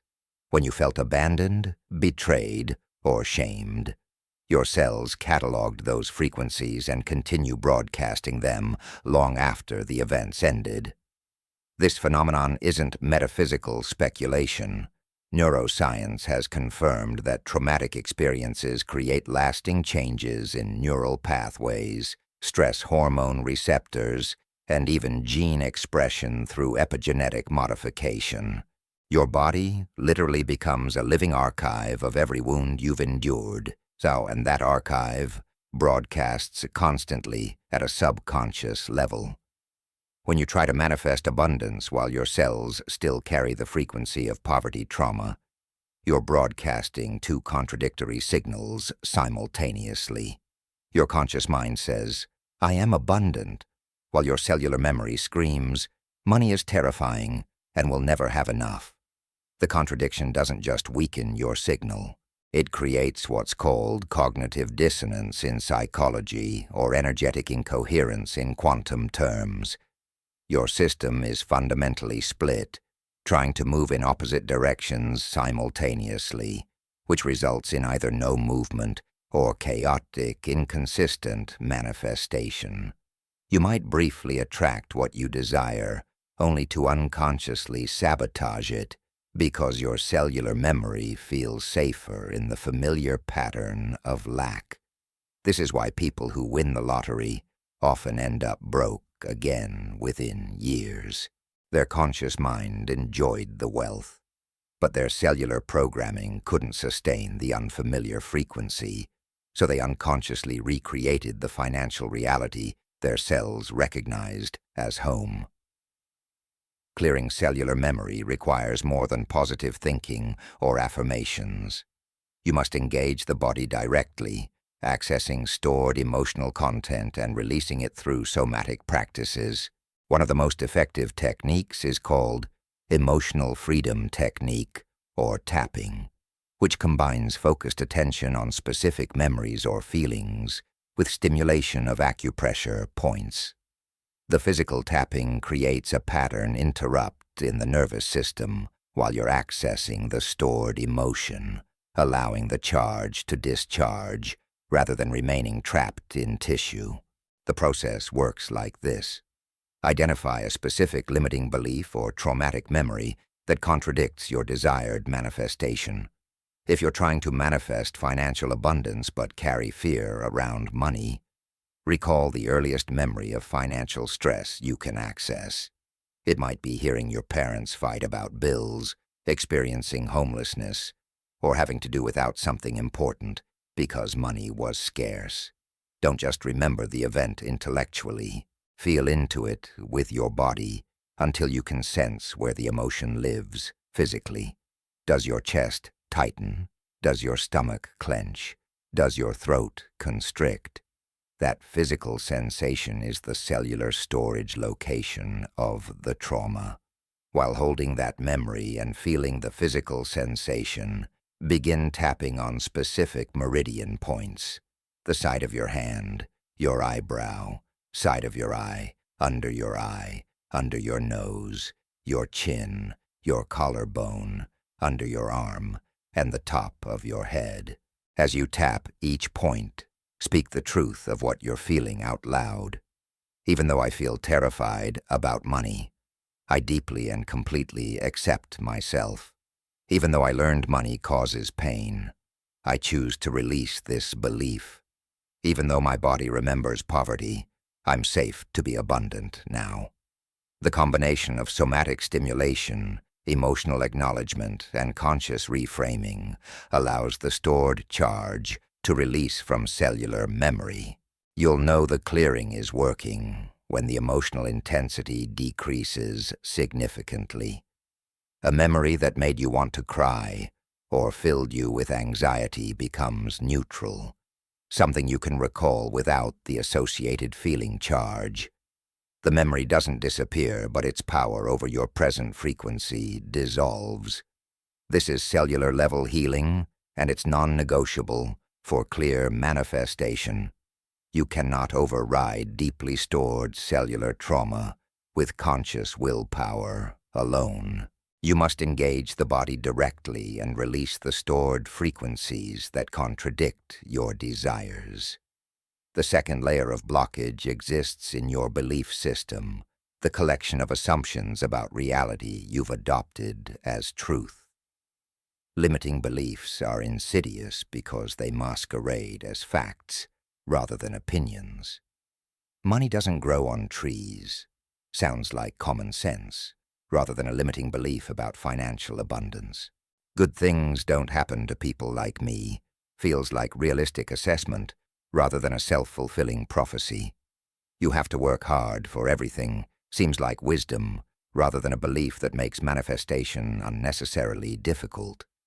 These beliefs operate as filters on your perception, determining what possibilities you can even see, let alone pursue. Every limiting belief you hold creates a corresponding block in your manifestation channel. If you believe you must sacrifice health for wealth, you'll sabotage your health whenever money starts flowing, or sabotage money whenever you get healthy. If you believe relationships require suffering, you'll unconsciously create drama in otherwise good partnerships. If you believe success means isolation, you'll push people away as you achieve your goals. Your subconscious mind is ruthlessly loyal to your beliefs, even when those beliefs harm you, because the subconscious values consistency and survival over growth and thriving. Identifying your limiting beliefs requires honest self-examination. Look at the areas of your life where you repeatedly struggle or self-sabotage. What would you have to believe about yourself, other people, or how the world works for these patterns to make sense? If you constantly attract romantic partners who are emotionally unavailable, what belief might be driving that pattern?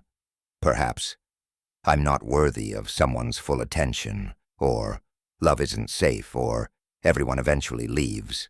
If you can't seem to advance in your career despite talent and effort, what belief might be blocking you? Perhaps success makes you a target, or I'm not as capable as others, or visibility is dangerous. Once you identify a limiting belief, the clearing process involves 4 steps: recognition, examination, decision, and installation. First, recognize the belief explicitly and write it down. Seeing it on paper makes it concrete rather than a vague feeling. Second, examine where this belief came from. Was it inherited from parents, adopted from early experiences, absorbed from culture? Understanding the origin helps you recognize it as a learned pattern rather than fundamental truth. Third, make a conscious decision that this belief no longer serves you and you're choosing to release it.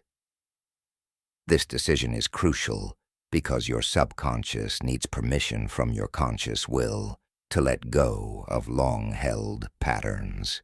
Fourth, install a new empowering belief to replace the limiting one. You can't just delete beliefs and leave a vacuum. You must consciously install an upgraded belief that serves your desires. If the old belief was, money is scarce and hard to get, the new belief might be, money flows easily to me through multiple channels.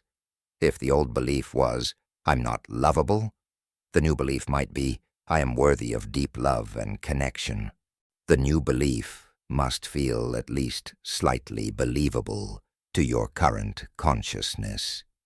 If it feels completely impossible, you need a bridge belief first, something between where you are and where you want to be.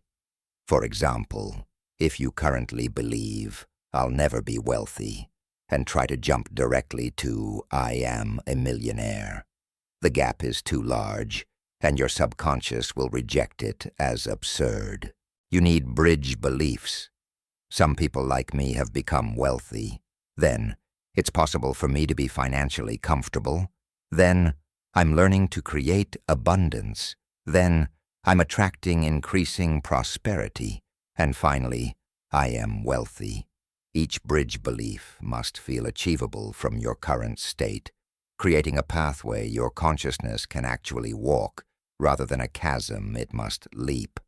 The installation process for new beliefs combines repetition, visualization, and emotional embodiment.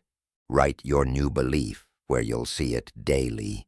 Speak it out loud multiple times each day with conviction.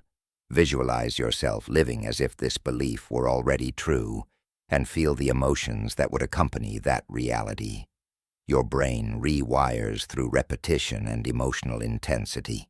When you repeatedly think a thought, while in an elevated emotional state, you create new neural pathways that eventually become your default programming. This isn't instant, but with consistent practice over 30 to 60 days, new beliefs can replace old ones at the subconscious level. The third layer of blockage exists in your energetic field, sometimes called your aura or electromagnetic field. Science has confirmed that your body generates measurable electromagnetic fields through heart rhythms and brain activity.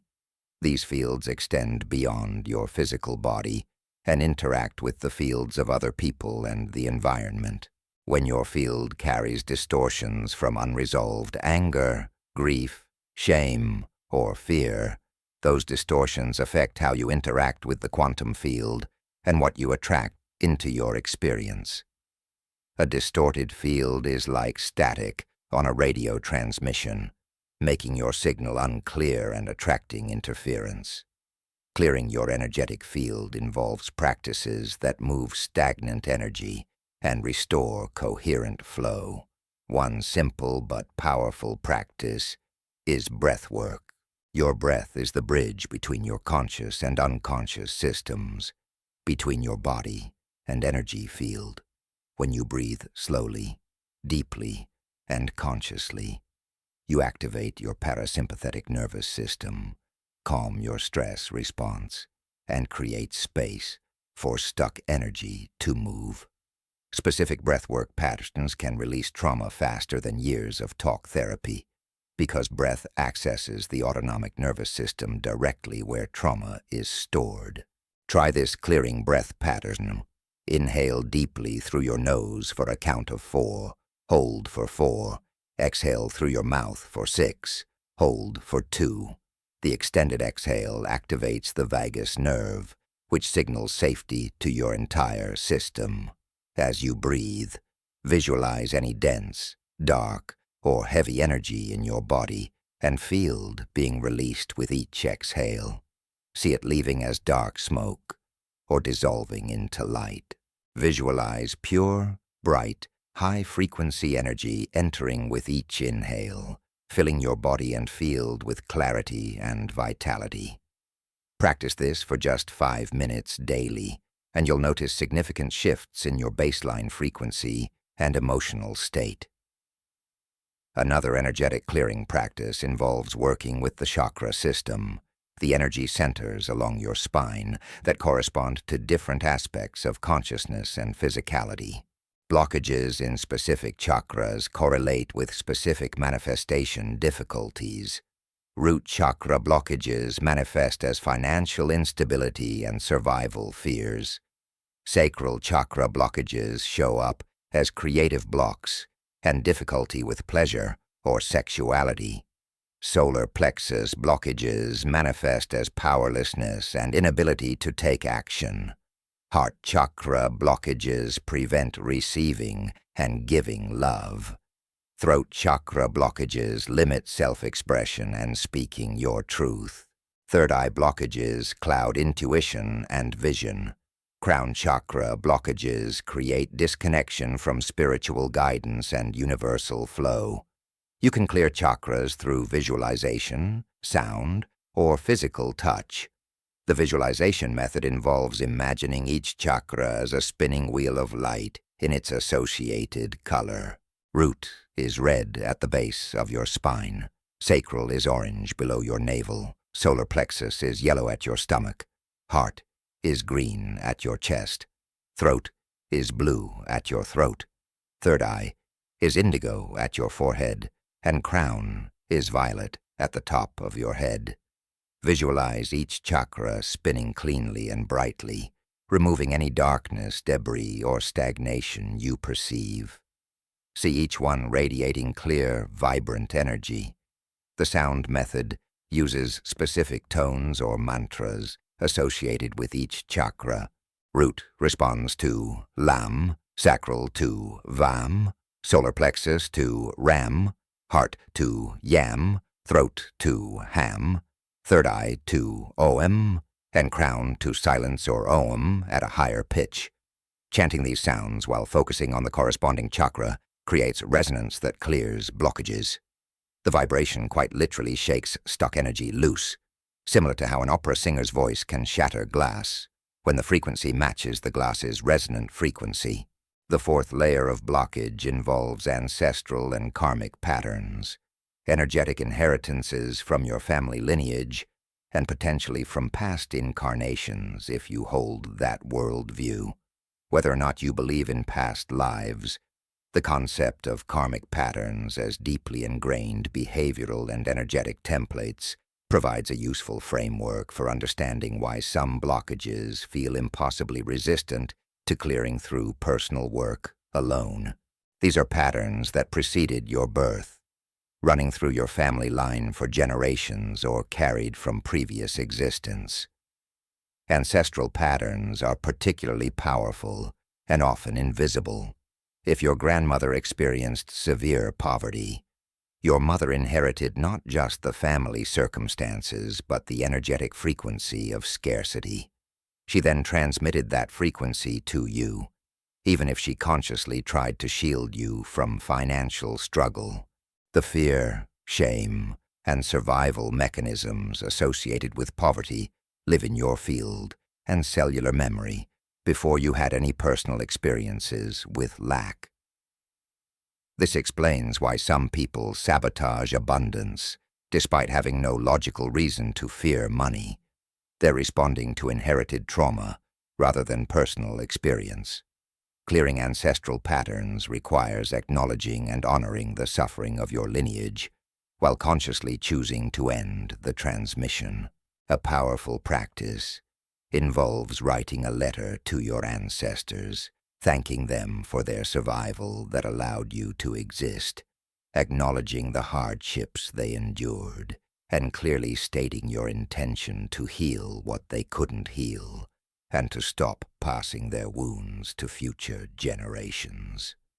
This sounds simple, but the act of conscious acknowledgement and decision creates an energetic break in the pattern's transmission.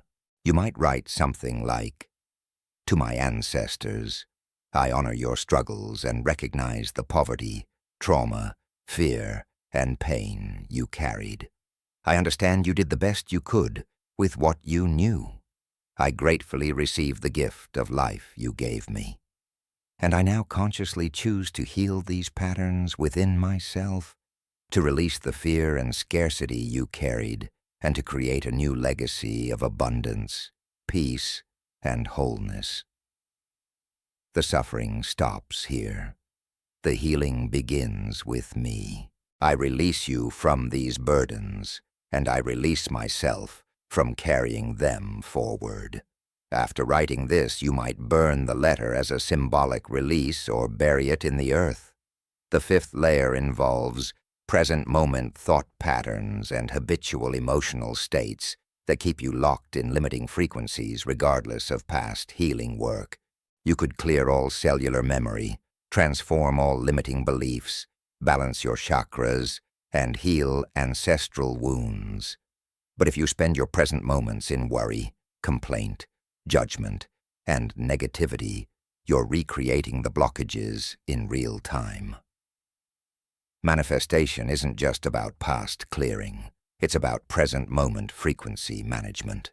This requires developing what's called witness consciousness, the ability to observe your thoughts and emotions without being completely identified with them.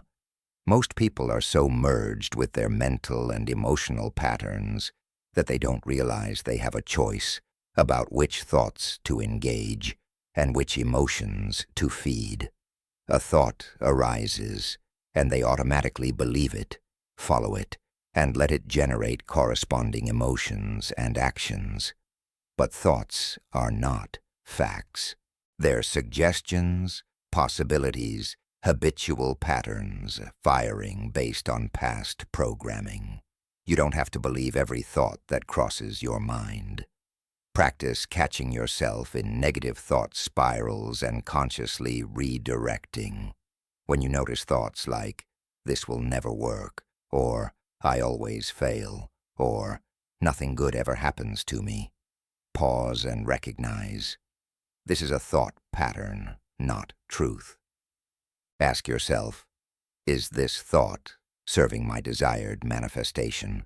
Is this the frequency I want to broadcast? If not, what thought would serve me better? Then consciously choose an upgraded thought. I'm learning what works, or I'm developing new skills, or good things are coming to me now. This isn't toxic positivity or denying reality.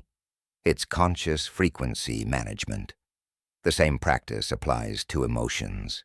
When you feel anxiety, frustration, or despair arising, pause and acknowledge the emotion without judgment. I notice I'm feeling anxious right now. Then ask, what does this emotion want to tell me? What need or fear is underneath it? Often difficult emotions are messengers trying to alert you to something requiring attention. Once you've received the message, you can thank the emotion and consciously shift to a more supportive feeling state. This doesn't mean suppressing emotion. It means processing it consciously rather than being hijacked by it. A critical practice for maintaining clear channels is what I call vibrational fasting, periodic breaks from low-frequency inputs, just as you might fast from food to cleanse your digestive system. You can fast from news, social media, complaint, gossip, violent entertainment, and toxic relationships to cleanse your energetic system. These inputs constantly pollute your field with fear, judgment, comparison, and negativity.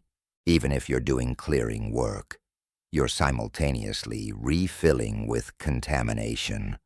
A vibrational fast creates space for your system to reset to its natural high frequency. Try a week-long vibrational fast where you eliminate news, social media, television, and conversations that drain your energy. Fill the space with practices that elevate you. Time in nature, creative expression, meditation, uplifting content, nourishing relationships, and activities that generate joy, peace, or enthusiasm. Notice how dramatically your baseline frequency shifts when you stop constantly exposing yourself to fear and negativity. This elevated frequency becomes your new set point, making manifestation exponentially easier. Clearing your channel isn't a one-time event. It's an ongoing practice of maintenance and refinement. As you evolve and desire greater things, deeper layers of blockage often surface to be cleared. This isn't failure, it's progression. You couldn't access those deeper layers until you cleared the surface ones. Think of it like peeling an onion. Each layer you remove reveals another beneath it. The goal isn't to achieve perfect clearness forever. The goal is to develop the tools and awareness to clear blockages as they arise, so they don't accumulate and obstruct your manifestation channel. The clearer your channel becomes, the faster and more precisely your manifestations occur. What once took months manifests in weeks. What once required enormous effort unfolds with ease. People, opportunities, and resources align in your favor with uncanny timing. This isn't luck or coincidence. This is what happens when your broadcast signal is clean, strong, and coherent. The universe can finally hear exactly what you're requesting without interference from trauma, limiting beliefs, energetic distortions, or habitual negativity. Your requests reach the quantum field with crystal clarity, and the field responds with matching precision. Clear your channel and watch how quickly your reality transforms to match your true desires. Chapter 6. The Art of Asking with Detachment and Absolute Certainty. The greatest paradox in manifestation is this: you must desire with intense clarity while remaining completely unattached to the outcome. You must care deeply about what you want while simultaneously being at peace if it never arrives. You must hold your vision with unwavering focus while releasing all control over how and when it manifests. This paradox confounds most people because it seems logically impossible. How can you passionately want something and not care whether you get it? How can you be certain of receiving while accepting you might not? The resolution of this paradox is the master key that unlocks effortless manifestation. The confusion arises from conflating desire with attachment. They feel identical but operate at completely different frequencies. Desire is a clear preference, a joyful leaning toward something that would enhance your experience. It's light, energizing, and expansive. Desire says, I would love to experience this with enthusiasm and openness. Attachment is a desperate need, a belief that you cannot be okay without the thing you want. It's heavy, anxiety-producing, and contracting. Attachment says, I must have this or I'll suffer, with fear and grasping. The universe responds to these two frequencies in opposite ways. When you desire something without attachment, you broadcast the frequency of abundance, sufficiency, and trust. You're saying, energetically, I'm already complete, and this desired thing would be a delightful addition to my already good life. This frequency is magnetic because it comes from fullness rather than emptiness. When you're attached to something, you broadcast the frequency of lack, desperation, and fear. You're saying energetically, I'm incomplete without this, and I'm in pain because I don't have it. This frequency is repellent because it comes from a void that can never be filled externally. Think about how attraction works in human relationships. When someone is interested in you but clearly fine whether or not you reciprocate, their energy is appealing. There's no pressure, no neediness, just genuine interest. You feel free to move toward them or not, and that freedom makes them attractive. But when someone is desperately attached to winning your affection, constantly seeking reassurance and validation, unable to function if you pull back, their energy becomes suffocating. The very intensity of their need pushes you away. The universe responds to your requests with the same dynamic. Passionate desire attracts. Desperate attachment repels. The practice of detachment doesn't mean you stop wanting things or become emotionally numb. It means you stop making your worthiness, identity, or okayness dependent on external outcomes. You recognize that you're fundamentally complete right now, regardless of circumstances, and anything you manifest is an enhancement rather than a requirement for your wholeness. This distinction transforms everything. When you know you're okay either way, you stop gripping your desires with white-knuckled desperation. You can hold them lightly, with open hands, knowing that if they come, wonderful, and if they don't, you'll still be fundamentally okay.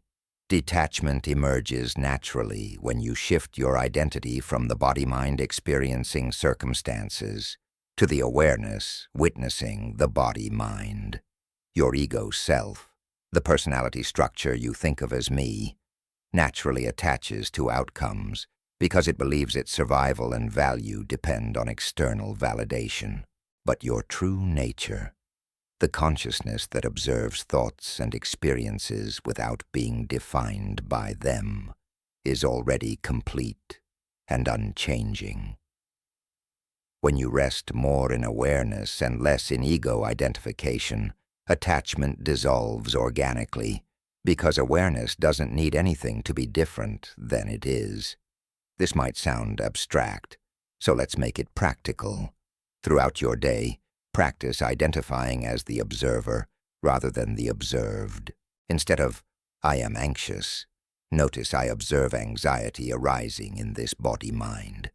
Instead of, "I am failing," notice I observe the thought that I'm failing, and I observe emotions of disappointment. This subtle shift creates space between your essential self and your experiences. That space is freedom. From that spacious awareness, you can want things passionately while knowing that whether you get them or not doesn't determine your fundamental nature or value. The second component of the paradox is combining detachment with absolute certainty. This seems even more contradictory. How can you be certain of something while being detached from it? The key is understanding what you're certain about. You're not certain about the specific form or timeline of manifestation, which would be controlling and limiting. You're certain about the mechanism itself, the quantum responsiveness of reality to coherent consciousness. You're certain that the universe must respond to your frequency. You're certain that what you've claimed at the quantum level is already done. You're certain about the law, even while remaining flexible about the specific manifestation. This is the certainty of the farmer who plants seeds. He's not certain exactly which seeds will sprout, or how large each plant will grow, or whether weather will be ideal. But he's certain about the mechanism. Properly planted seeds in good soil with adequate water and sun will produce a harvest. He doesn't dig up the seeds daily to check if they're growing. He doesn't stand in the field anxiously monitoring for sprouts. He plants with care, tends with attention, and trusts the natural process. His certainty is about the law of growth, not about controlling every variable of the outcome. Your certainty in manifestation works identically. You're certain that consciousness collapses probability waves. You're certain that frequency matching is a law as reliable as gravity. You're certain that what you focus on with emotional intensity must manifest in some form. You're certain that the quantum field is infinitely creative and will find pathways to deliver what you've requested. This certainty allows you to release the desperate monitoring, the anxious timeline demands, and the rigid specifications about exactly how things must unfold. You trust the mechanism completely, which creates the space for manifestation to occur naturally. Faith is the word religious traditions use for this certainty without physical evidence. But faith isn't blind belief in something unlikely. Faith is confidence in a mechanism you understand, even when you can't yet see the results. You have faith that flipping a light switch will illuminate the room because you understand electricity, even though you can't see the electrons moving through wires. You have faith that planted seeds will grow because you understand biology, even though you can't watch the cellular division occurring underground.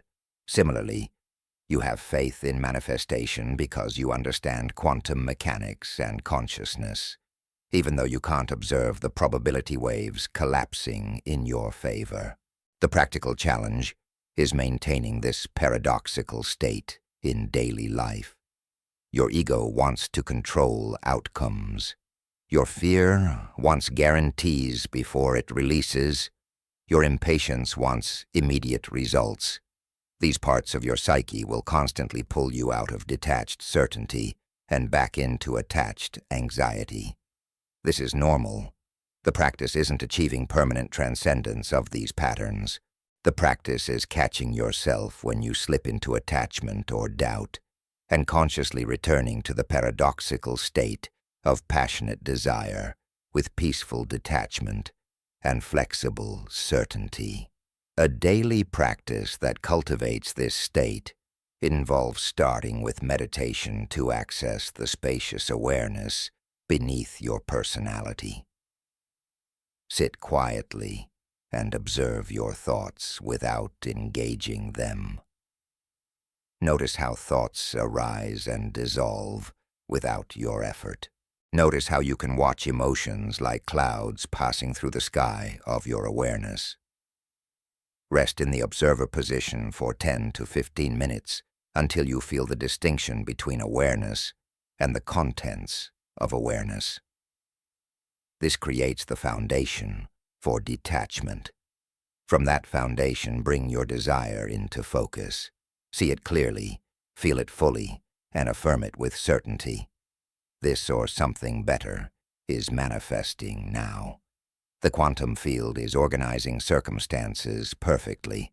I trust the process completely. Generate genuine excitement about your desire as if it's already done. Let yourself feel the joy, gratitude, and satisfaction of having it. This is the passionate desire component. Then consciously release it back to the universe. I release this request to universal intelligence, knowing it's handled. I trust completely and let go completely. Feel the freedom of that release, the peace of knowing it's out of your hands and in infinitely capable hands. This practice takes maybe 20 minutes total. The rest of your day, you simply live as if the request is already fulfilled at the quantum level and making its way to physical manifestation. You don't obsess about it. You don't anxiously check for evidence. You don't try to force circumstances. You simply remain open to opportunities, alert to synchronicities, and willing to take inspired action when it arises naturally. This is living in the paradox, caring deeply, certain completely, yet detached peacefully. One of the most powerful teachings on detachment comes from the Bhagavad Gita, an ancient Hindu text. Krishna tells Arjuna, "You have a right to perform your prescribed duty, but you are not entitled to the fruits of action. Never consider yourself the cause of the results of your activities, and never be attached to not doing your duty." In manifestation terms, this means your job is to clarify your desire, align your frequency, take inspired action, and let go of the outcome. You do your part with excellence and dedication, then release attachment to the specific results, while trusting that right action, aligned with right frequency, must produce right outcomes. This teaching resolves another layer of the paradox. Many people worry that detachment means becoming passive or not caring enough to take action. But true detachment doesn't eliminate action. It eliminates the anxiety and force behind action. You still move powerfully toward your goals, but you do so from inspiration rather than desperation, from joy rather than fear, from trust rather than control. Your actions become more effective because they're not contaminated by the heavy energy of attachment. You work hard, but remain light. You care deeply, but stay free. The ego interprets detachment as giving up or not wanting enough. The ego believes that gripping tightly, worrying constantly, and trying to control everything demonstrates how much you want something. But this is backwards. Desperate attachment actually demonstrates doubt that you'll receive. If you were truly certain, you wouldn't need to grip. If you genuinely trusted the mechanism, you wouldn't need to micromanage. The tightness of attachment reveals the depth of your fear, not the strength of your faith. Consider how you feel about things you're already certain about. Do you grip your certainty that the sun will rise tomorrow? Do you anxiously monitor the sky every evening, worried it might not happen? Do you repeatedly affirm, "The sun will rise, the sun will rise"? To convince yourself? No, because you're genuinely certain, based on lifelong observation. You have complete faith in the mechanism, without a trace of attachment to the outcome, because it feels inevitable. This is the frequency of manifestation mastery, treating your desires as inevitable as sunrise, which means complete certainty without any attachment or anxiety. Another practical tool for developing detachment is practicing with progressively more important desires. Start with something relatively insignificant that you want but don't need, maybe a perfect parking spot or finding a specific item on sale. Make your request clearly, generate the feeling of having it, then completely let it go without monitoring for results. Notice how much easier it is to detach when the stakes feel low. Practice this with small things until detachment becomes natural. As you build this muscle, gradually apply the same approach to more significant desires. What you'll discover is that detachment actually accelerates manifestation rather than slowing it. The small things you request casually often show up faster than the big things you grip desperately, not because the universe favors small requests, but because your frequency is cleaner when you're detached, when you don't care that much either way. You're not broadcasting contradiction, anxiety, or desperation. You're simply placing an order and trusting delivery. That clear, light frequency manifests quickly because there's no interference. The deepest level of detachment involves being genuinely okay with the possibility that your specific desire might not manifest in the form or timeline you imagined. This doesn't mean giving up or lowering your standards. It means trusting that universal intelligence sees the bigger picture and might have something even better planned for you. Maybe the job you're desperately trying to manifest isn't actually the right fit, and the universe is protecting you from it while arranging something superior. Maybe the relationship you're forcing isn't your highest match, and your attachment is blocking the perfect person from finding you. This trust requires humility, the recognition that your limited perspective might not know what's truly best for you.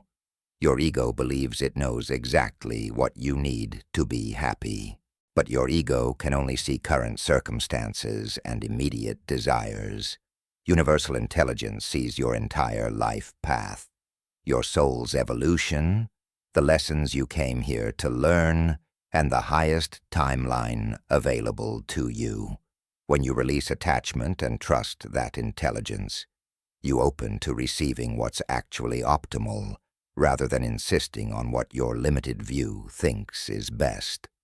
The practice of saying this or something better after every request embodies this deeper detachment. You're claiming your desire clearly while acknowledging that a better version might exist beyond your current imagination. You're humble enough to admit you don't know everything, while confident enough to claim what you want. This combination of specificity and flexibility, desire and detachment, certainty and humility is the sweet spot of manifestation mastery. Detachment also requires releasing the need to know how your desire will manifest.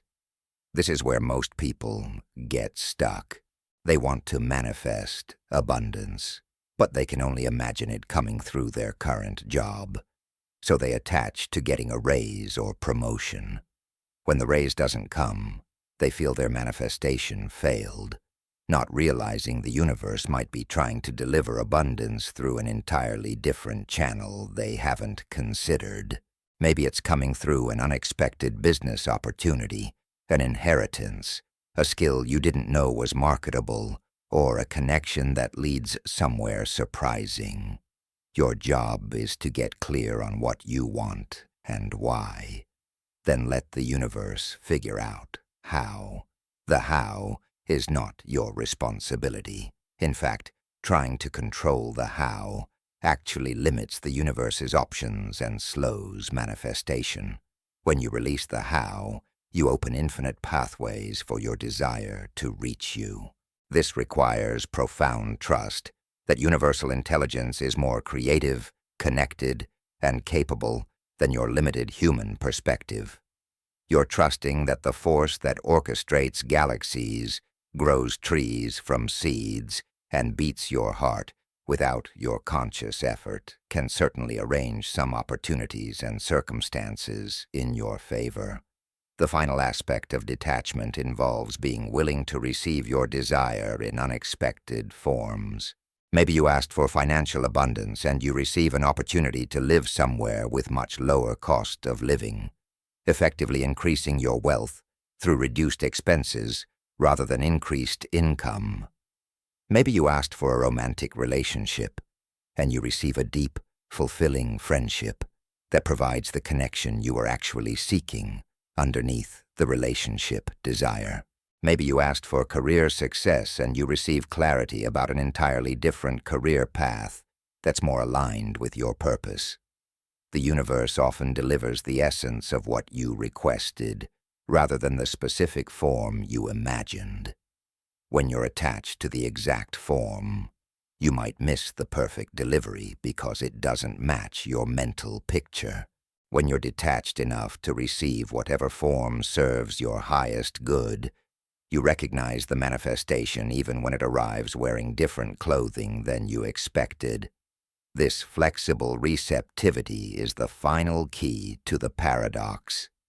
You hold clear intention without rigid expectation. You desire passionately without desperate grasping. You're certain about the mechanism while remaining open about the manifestation. Living in this paradoxical state becomes easier with practice and proves itself through results. As you successfully manifest while practicing detachment, your trust deepens. As your trust deepens, detachment becomes more natural. As detachment becomes more natural, manifestation accelerates. You enter an upward spiral where each success reinforces the approach until passionate desire, with peaceful detachment and flexible certainty, becomes your default state. This is when manifestation stops being something you do and becomes simply who you are. You're no longer trying to manipulate reality through force. You're dancing with reality through alignment. You ask clearly, release completely, trust absolutely, and allow gracefully. And the universe responds to that frequency with precision, creativity, and generosity that exceeds anything your limited imagination could have designed. Chapter 7. Vibrational Alignment. Becoming the frequency of what you desire. The most profound truth about manifestation is this: you don't attract what you want, you attract what you are. Your desires are irrelevant if your vibrational frequency doesn't match them. You can visualize wealth for hours daily, affirm abundance until your voice goes hoarse, and create vision boards covering every wall. But if your dominant frequency is scarcity, struggle, and unworthiness, that's what will continue showing up in your physical reality. The universe isn't responding to your wishes or your words. It's responding to your vibrational signature. the energetic frequency you're broadcasting through your thoughts, emotions, beliefs, and state of being every moment of every day. Understanding vibrational alignment requires grasping that everything in existence is energy vibrating at different frequencies. The chair you're sitting on appears solid, but at the quantum level it's atoms vibrating slowly enough to create the illusion of solidity. Your thoughts are energy vibrating at a faster rate. Your emotions are energy vibrating at even faster rates, with different emotional states corresponding to different frequencies. Joy, love, gratitude, and peace vibrate at high frequencies. Fear, anger, shame, and despair vibrate at low frequencies. Every frequency attracts matching frequencies because that's how energy works. Like at the quantum level, with the same reliability as magnets attracting metal. When you exist predominantly in high-frequency states, you naturally attract high-frequency experiences, people, and opportunities. When you exist predominantly in low-frequency states, you naturally attract low-frequency circumstances that match and perpetuate those states. This isn't punishment or reward. It's pure physics playing out in your personal reality. The frequency you broadcast is the filter through which you perceive reality, and the magnet that draws certain possibilities toward you while repelling others. Change your frequency, and you literally change which version of reality you experience. From the infinite possibilities available in the quantum field. Most people are completely unconscious of their vibrational frequency. They believe their emotions are caused by external circumstances, rather than recognizing that their frequency attracts the circumstances that trigger those emotions. They think, "I'm anxious because money is tight," without recognizing that the anxiety frequency attracted and perpetuated tight money. They think, "I'm lonely because I can't find a good relationship," without seeing that the loneliness frequency repels the very connection they seek. They're trapped in a victim mentality where circumstances control frequency, when in reality frequency creates circumstances. Breaking this cycle requires taking radical responsibility for your vibrational state, regardless of current conditions. This is perhaps the most challenging aspect of manifestation work, because it means you can't blame circumstances, other people, your past, or bad luck for your frequency. Your frequency is your choice, moment by moment, regardless of what's happening around you. Two people can experience identical circumstances and hold completely different frequencies. One person loses their job and spirals into despair, victimhood, and scarcity frequency. Another person loses their job and maintains optimism, sees it as redirection, and holds abundance frequency. Guess which one manifests a better job quickly, and which one struggles for months or years. The practice of vibrational alignment means consciously choosing to hold the frequency of your desired reality before that reality manifests physically.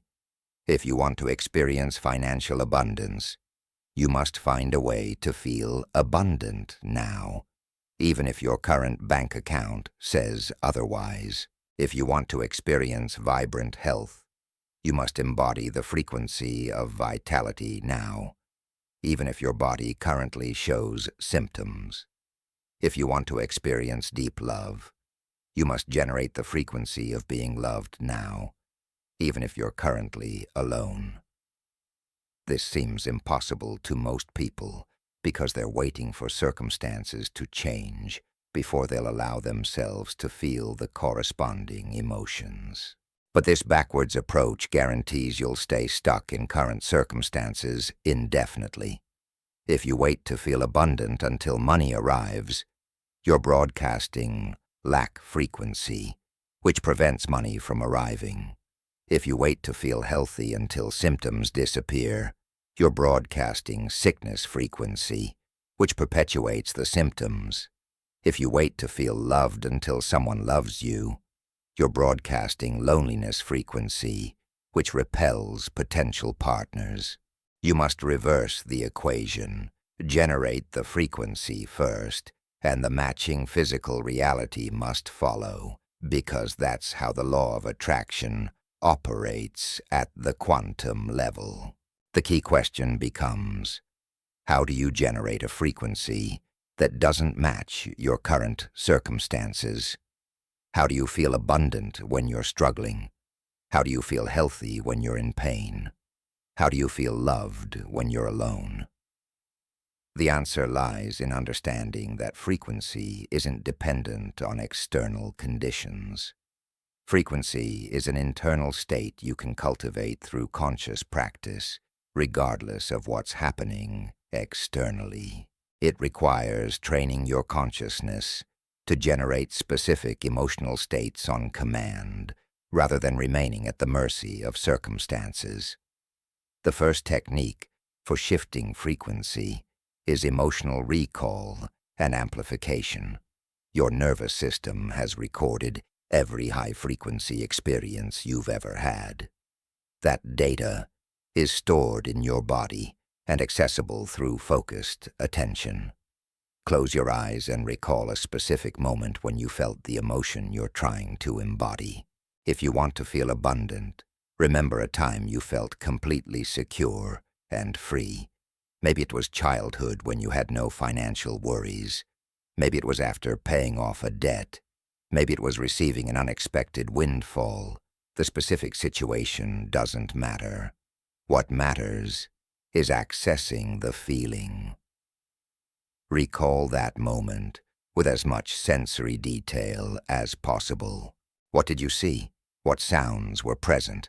What were you wearing? Who was with you? What was the temperature? The more vividly you recreate the experience, the more completely your nervous system accesses the corresponding emotional frequency. Once you've located the feeling, amplify it. Breathe into it. Let it expand through your chest and radiate through your entire body. Some people find it helpful to put a hand on their heart and imagine the feeling flowing from their heart to every cell. Others prefer to imagine the feeling as a color or light, filling them completely. Spend at least 5 minutes fully immersed in this recalled high-frequency state. Your brain doesn't distinguish between memory and present reality when the emotional and sensory components are vivid enough. You're literally training your nervous system to recognize and sustain this frequency. The more you practice this, the easier it becomes to access high-frequency states without needing to rely on memory. Eventually, you can generate the frequency directly through intention alone, because you've created strong neural pathways associated with that state. The second technique is reality reframing, consciously choosing which aspects of your current reality to focus on and which narrative to tell about your circumstances. Every situation contains multiple truths simultaneously. If you're financially struggling, it's true that you have bills you can't pay. It's also true that you have some money, you have skills that create value, you have resources many people lack, and you're learning important lessons. Which truth you focus on determines your frequency. If you obsess about the bills and shortage, you broadcast scarcity frequency. If you appreciate what you do have and trust more is coming, you broadcast abundance frequency. This isn't denying reality or pretending problems don't exist. It's choosing which aspect of reality to give your energetic attention to. Whatever you focus on expands, because your focus is your creative power. Focus on lack, and you create more lack. Focus on sufficiency and possibility, and you create more of that. The practice is catching yourself when you're telling disempowering stories about your life and consciously reframing to more empowering perspectives. Instead of, "I never have enough money," try, Money flows to me in unexpected ways, and I'm learning to increase that flow. Instead of, I always get sick, try, my body knows how to heal and I'm getting stronger. The reframed version must feel at least somewhat believable to be effective, but it shifts your frequency toward what you want, rather than reinforcing what you don't want. The third technique is environmental frequency management, consciously curating your physical environment and social circle to support high-frequency states. Your environment has enormous impact on your frequency because you're constantly absorbing energetic input from your surroundings. A cluttered, dirty, chaotic space generates low-frequency energy that affects your state. A clean, organized, aesthetically pleasing space generates higher frequency that elevates you. The music you listen to, the shows you watch, the conversations you participate in, the people you spend time with, all broadcast frequencies that influence your own. Conduct an honest audit of your environmental inputs.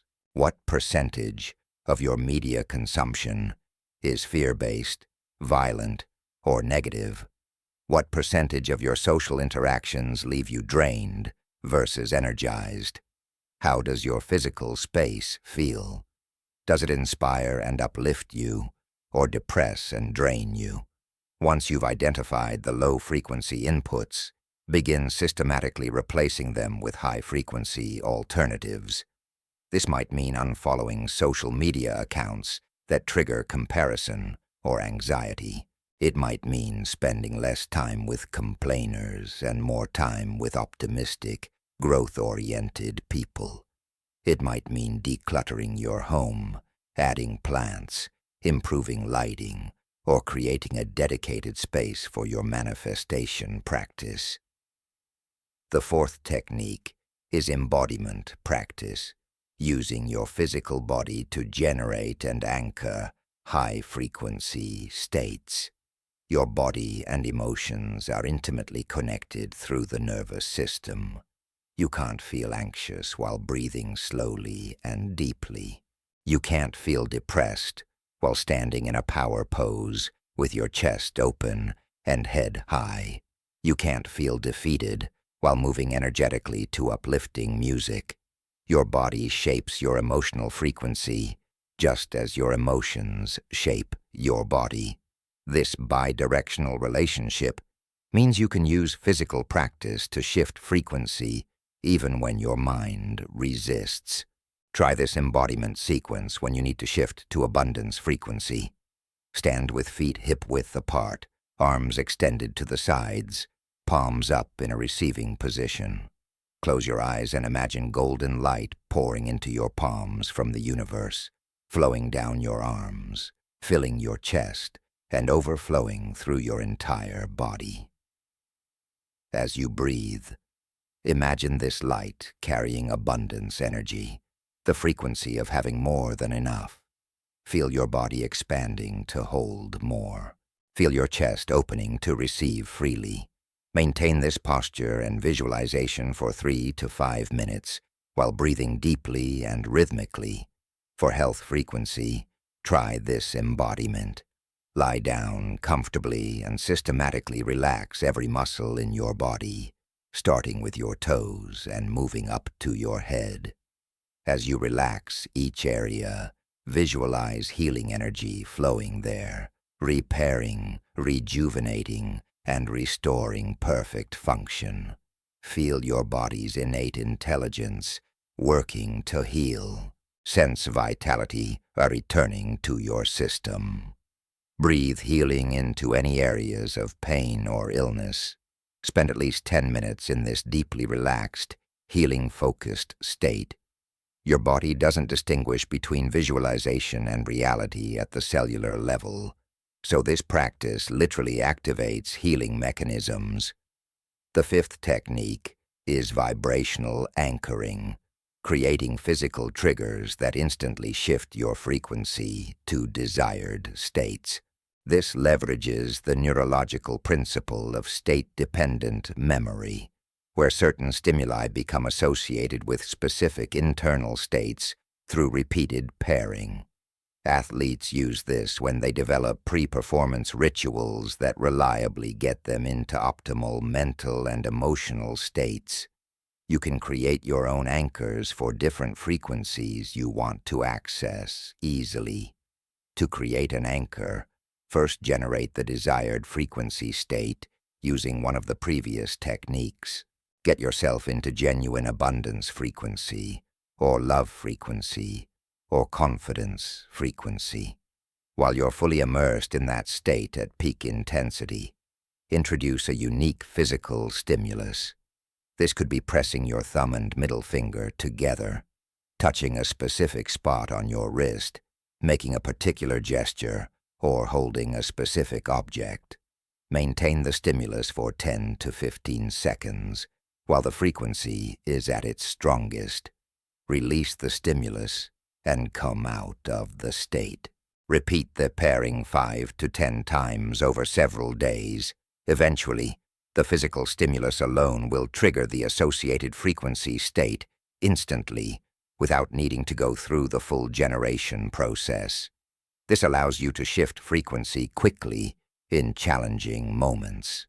When you notice yourself spiraling into scarcity frequency, fire your abundance anchor. When you catch yourself in loneliness frequency, activate your love anchor. When fear arises, trigger your confidence anchor. You're essentially programming your nervous system with reliable shortcuts to high-frequency states, making vibrational alignment much more accessible and sustainable throughout your day.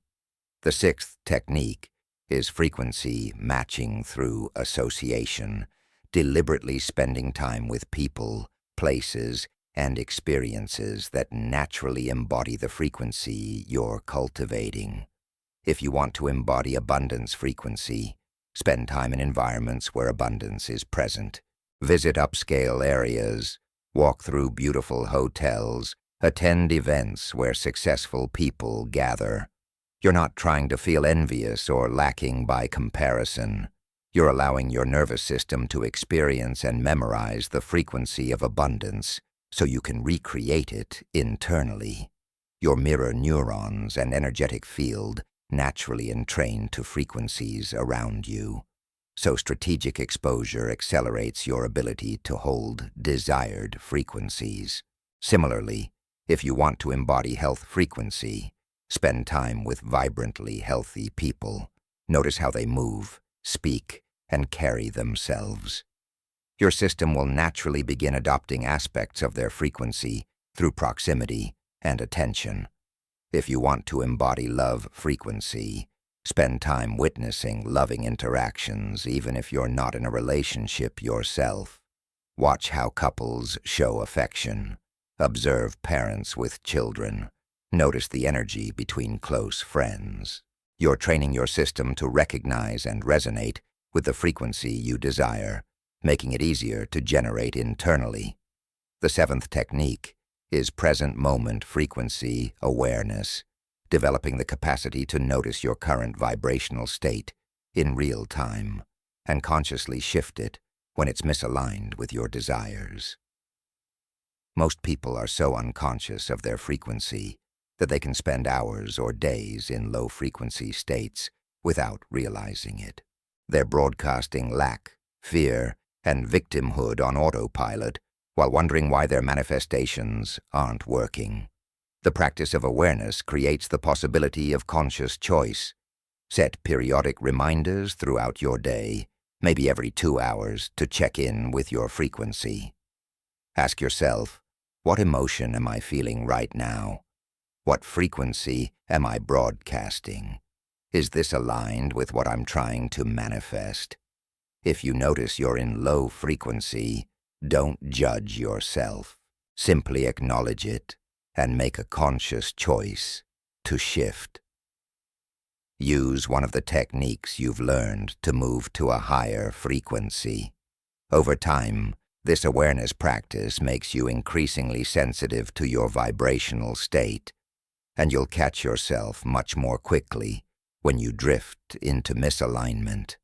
The eighth technique is gratitude as frequency training, using appreciation to anchor yourself in high-frequency states regardless of circumstances. Gratitude is one of the highest frequencies accessible to humans because it's the emotional signature of having received, of being blessed, of recognizing abundance already present. When you're genuinely grateful, you cannot simultaneously feel lack. Gratitude and scarcity cannot coexist in the same moment because they're opposite frequencies. The practice is actively searching for things to appreciate throughout your day, especially in moments when your default would be to focus on what's wrong or missing. This isn't fake positivity or denying genuine problems. It's consciously directing your attention toward what is working, what is good, what you do have. Keep a running gratitude list throughout the day. I'm grateful for hot water in my shower. I'm grateful my body carried me through the day. I'm grateful for this meal. I'm grateful for laughter with a friend. I'm grateful for the sunset I witnessed. I'm grateful for my ability to read and learn. The content matters less than the practice of seeking reasons for appreciation, which trains your consciousness to find evidence of abundance and blessing, rather than evidence of lack and problems. Vibrational alignment isn't a one-time achievement. It's a continuous practice of returning to high frequency when you inevitably drift into lower states. You're not trying to maintain perfect frequency 24 hours a day, which would be impossible while living in a human body in a physical world. You're developing the skill of recognizing when you've dropped into misalignment and having tools to shift back to alignment relatively quickly. Over time, your baseline frequency rises, you spend more time in aligned states and less time in misaligned states, and the aligned states feel more natural and sustainable. The transformation happens gradually but unmistakably. You'll notice that circumstances that used to trigger you for hours now only affect you for minutes. Challenges that used to send you spiraling into despair now feel like temporary obstacles you trust you'll overcome. People and opportunities that match your elevated frequency begin appearing in your life, while lower frequency situations naturally fall away. You stop attracting drama, struggle, and toxic relationships, not because you're trying to avoid them, but because your frequency no longer matches them. This is what it means to become the frequency of what you desire, rather than remaining the frequency of what you've been experiencing. The ultimate goal of vibrational alignment isn't just to manifest specific desires, though that will happen as a natural consequence. The ultimate goal is to live from an elevated frequency state as your default, regardless of external circumstances, because that state itself is the prize. When you master the ability to hold high frequency in any situation, you've achieved a kind of freedom that no external circumstance can threaten.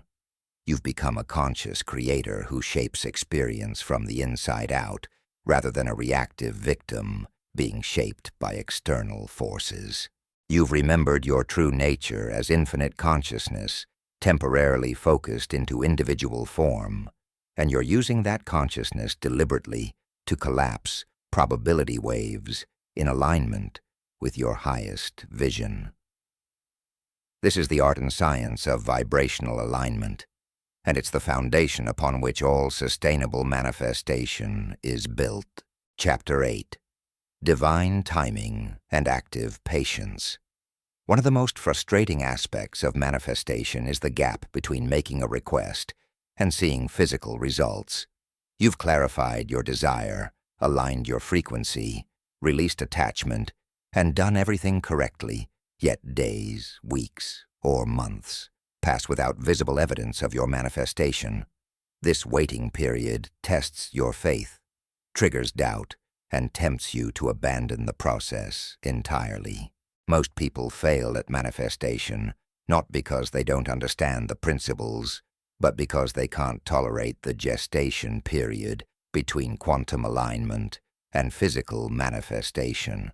Understanding divine timing and practicing what I call active patience transforms this waiting period from anxious torment into confident expectation. The first truth about timing is that there is always a lag between cause and effect in physical reality. When you plant a seed, you don't see a tree the next morning.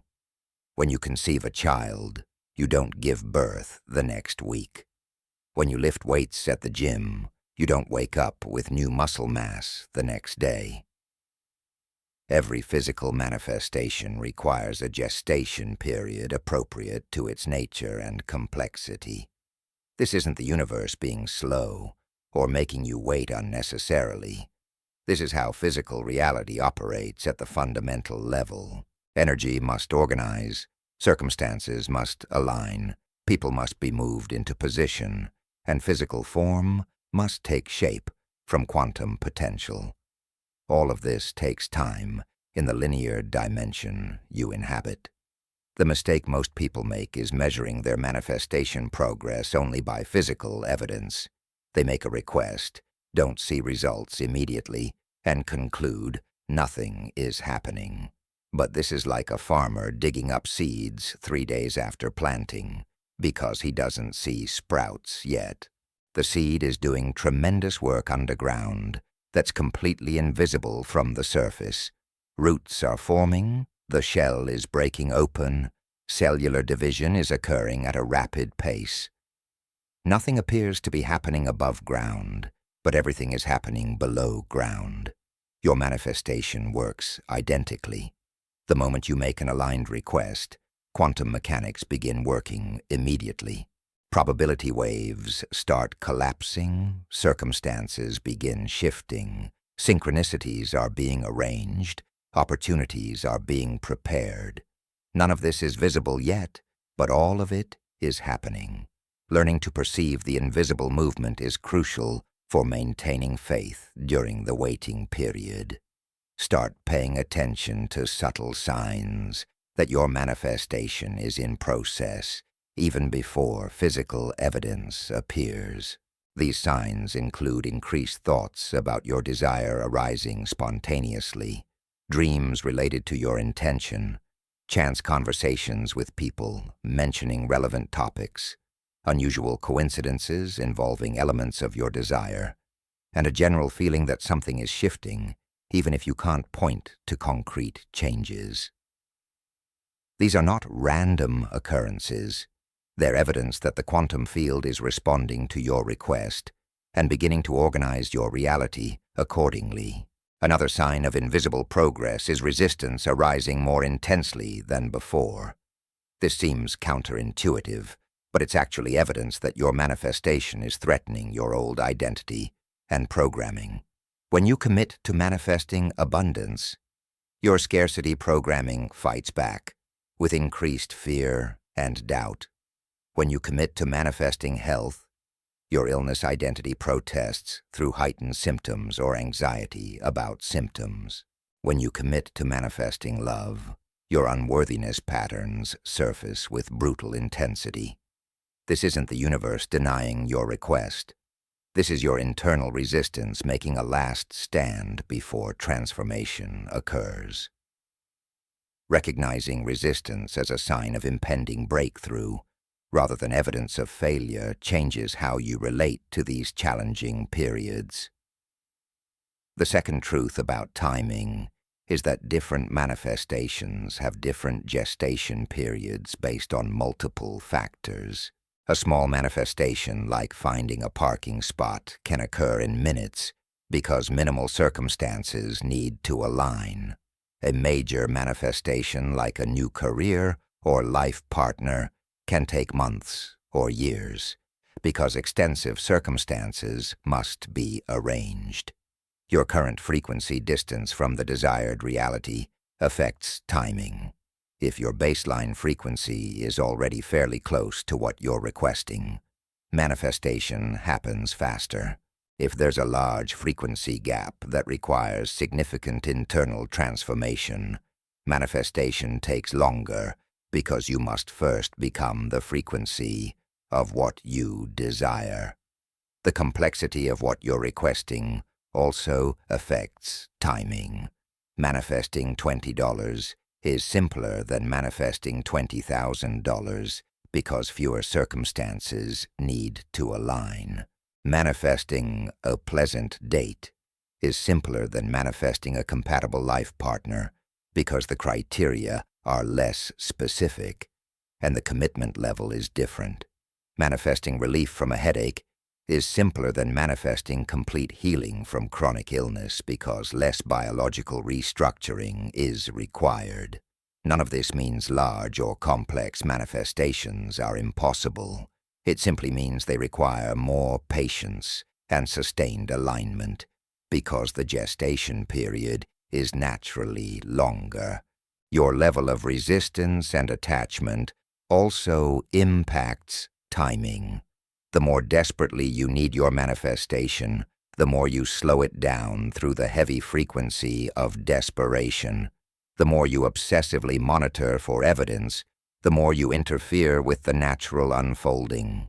The more you doubt and question whether it's working, the more you cancel your own request with contradictory energy. Conversely, the more relaxed and trusting you are, the faster manifestation occurs because your frequency remains clean and coherent. This is why things you want casually often manifest quickly, while things you desperately need take forever. The desperation itself is the obstacle. Divine timing refers to the universe's orchestration of optimal timing based on factors you cannot perceive from your limited vantage point. Sometimes your manifestation is delayed, not because you're doing something wrong, but because the timing isn't yet optimal. Maybe the perfect job exists, but won't have an opening for 3 more months. Maybe your ideal partner exists, but is currently in a relationship that needs to end naturally before you meet. Maybe the perfect investment opportunity exists, but market conditions need to shift first. The universe sees the entire timeline and all variables. It's arranging circumstances for optimal outcome, which sometimes requires patience that tests your trust. Other times, the delay serves your evolution. Maybe you're not quite ready to handle what you're requesting, and the delay is allowing you to develop necessary capacity first. Maybe you need to learn certain lessons or develop specific skills before you're prepared for your manifestation. Maybe aspects of your old identity need to fall away before you can sustain the new reality you're calling in. The delay isn't punishment. It's preparation. This perspective transforms waiting from frustrating obstacle into necessary incubation that serves your highest good, even if you can't see how in the moment. Active patience is fundamentally different from passive waiting. Passive waiting is anxious, powerless, and focused on what hasn't happened yet. It's checking your manifestation status constantly, like refreshing your bank account every hour hoping money appeared. It's mental spinning about why it's taking so long and whether it will ever happen.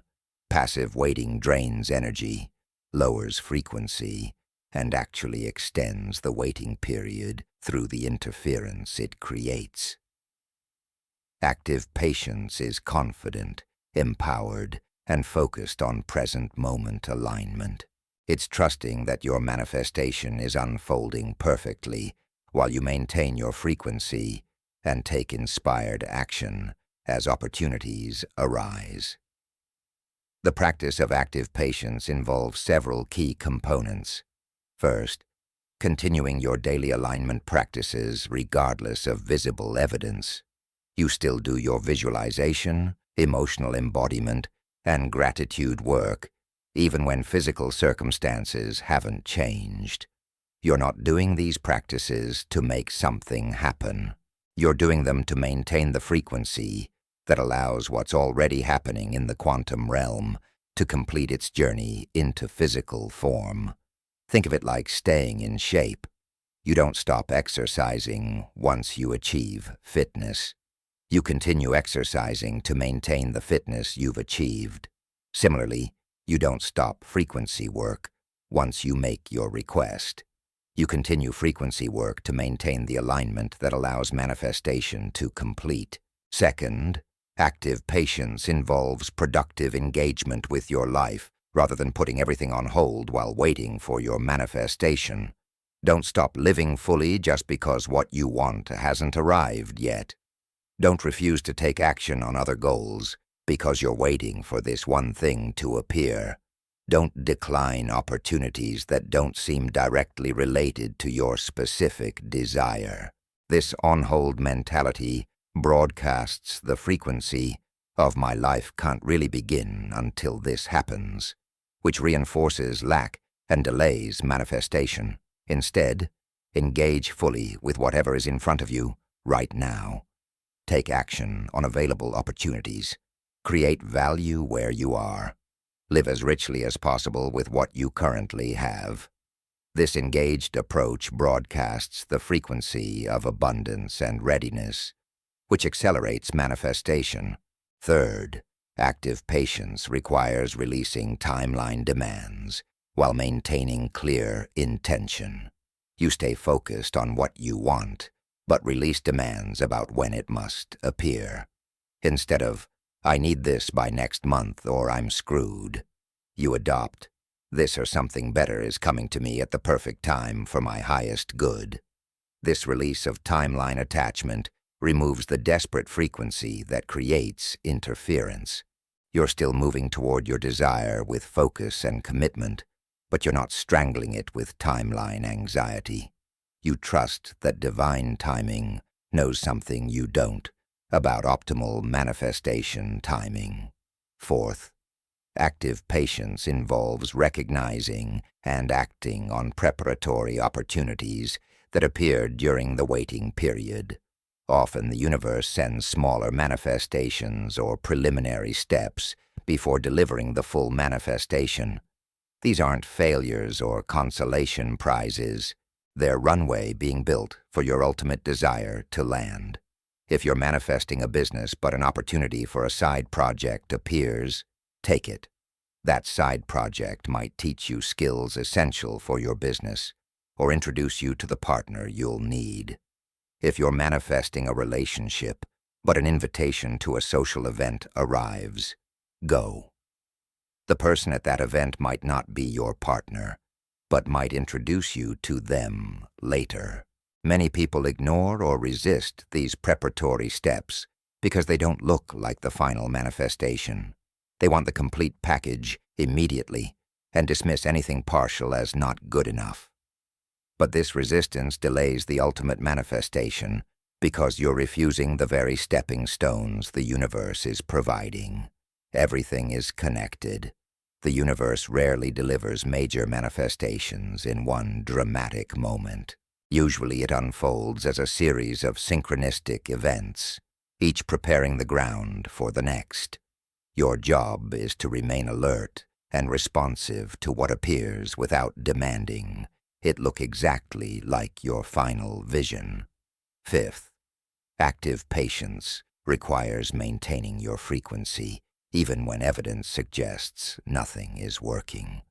This is the ultimate test of faith, and the point where most people fail. They maintain alignment for days or weeks, see no results, and conclude the process doesn't work.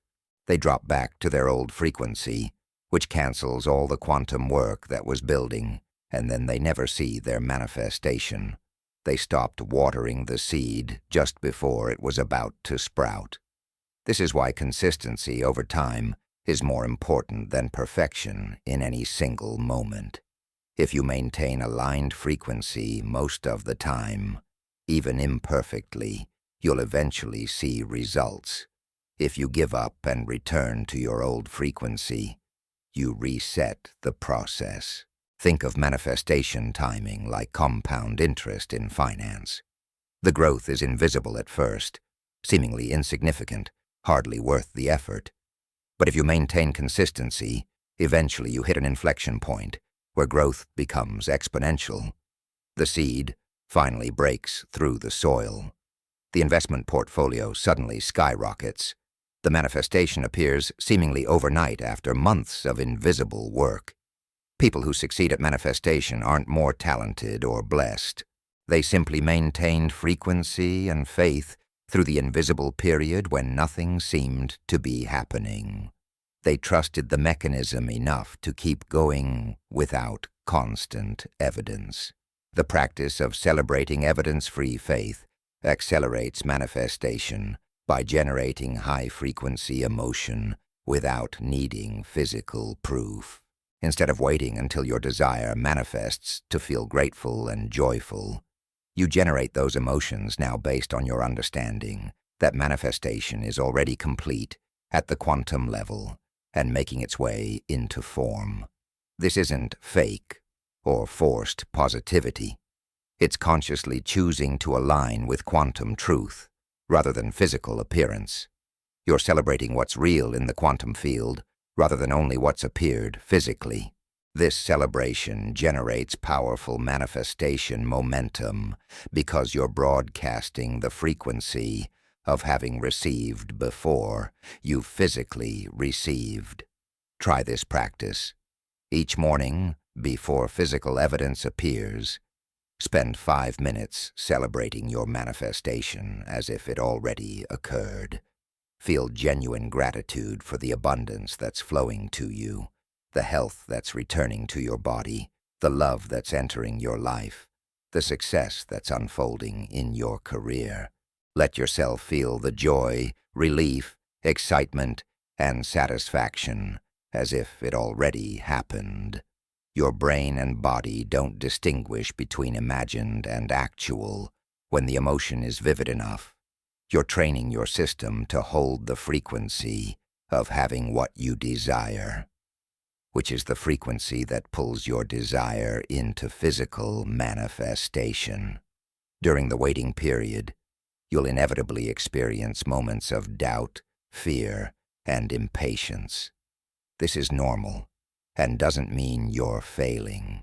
The practice isn't about never having these moments. The practice is about what you do when they arise. Instead of spiraling into the doubt and letting it take over, acknowledge it. I notice doubt arising. I notice fear about timing. Then consciously redirect. And I choose to trust the process. I choose to remember that quantum work is happening invisibly.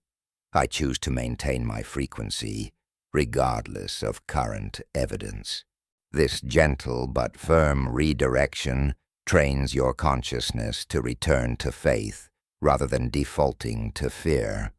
Some manifestations appear suddenly after a long waiting period, seemingly materializing overnight. Others appear gradually as incremental improvements that accumulate into full manifestation over time. Neither pattern is better or indicates anything about your skill level.